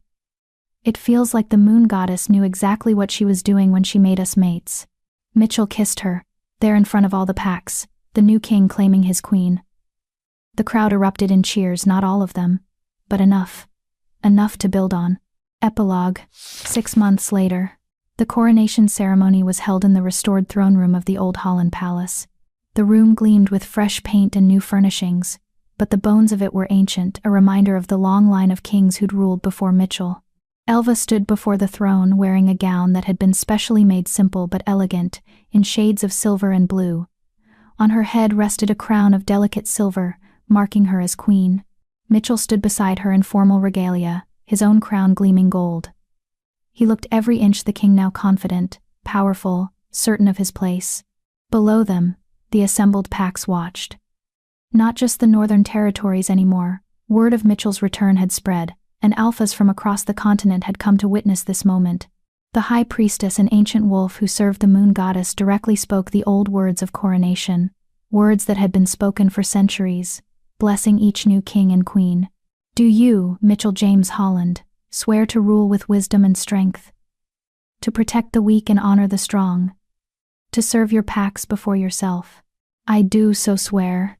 "Do you, Elva Holland, swear to stand beside your king, to counsel him with wisdom, to be the voice of those who might otherwise go unheard?" "I do so swear." "Then, by the power vested in me by the moon goddess herself, I declare you king and queen of the Northern Territories. May your reign be long and prosperous." The crowd erupted in cheers, but Elva barely heard them. She was looking at Mitchell, seeing the boy who'd run away transformed into the king he was always meant to be. And he was looking at her the same way, seeing the Omega who'd been invisible transformed into a queen who would change everything. "We did it," Mitchell whispered, taking her hand. "We did it," Elva agreed. Later, at the celebration feast, Viola approached them with a message. "This arrived for you," she said, handing Elva a sealed letter. "From Silver Creek Pack." Elva opened it with trembling hands. Inside was a single page, written in elegant script. "Dear King Mitchell and Queen Elva, congratulations on your coronation. We always knew you were destined for greatness. Silver Creek Pack wishes to establish formal diplomatic relations with the Northern Territories. We believe our packs could benefit from mutual cooperation and trade agreements. Also, I wanted you to know, I finally ended my engagement to Timothy. Told my father I was choosing my own path. It's terrifying and liberating in equal measure. I think I finally understand what you were fighting for. Perhaps someday, I'll find the courage to seek out the mate I turned away from. But for now, I'm content knowing I helped two wolves find their happiness. Your friend, if I may be so bold, Karina Bright. Elva showed the letter to Mitchell, who smiled. Should we establish relations with Silver Creek? He asked. Absolutely, and when Karina visits, we'll welcome her as the friend she became. Elva folded the letter carefully. Everyone deserves a chance at happiness. Even alpha daughters who blackmail refugees. Mitchell laughed a sound of pure joy. I love you, my impossible queen. I love you too, my stubborn king. They danced then, the new king and queen, surrounded by packs who would follow them into whatever came next. The road ahead wouldn't be easy. There would be challenges, conflicts, wolves who resented their rule, but they would face it together, as mates, as partners, as equals. The Omega who refused to be invisible had become a queen.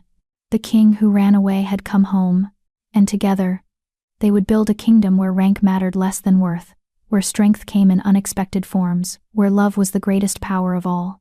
The moon goddess looked down on her chosen wolves and smiled. Her plan had worked perfectly. Dear viewers, as we reach the end of Elva and Mitchell's journey, I want to leave you with this question. If you had to choose between a comfortable life in chains or a dangerous life in freedom, which would you pick? Elva was an Omega with nothing, yet she risked everything for a love everyone told her was worthless. Mitchell was a king who had everything, yet he ran from a throne he wasn't ready to hold. Both had to lose everything to find what truly mattered. So I ask you, what would you be willing to lose to become who you're meant to be? Drop your thoughts in the comments below. I genuinely want to know what resonated with you in this story. And if this tale of an Omega who became a queen moved you, please hit that like button. It helps more people discover stories about wolves who refuse to accept the limitations others place on them. Until next time, may you find the courage to choose love over fear, just like Elva did.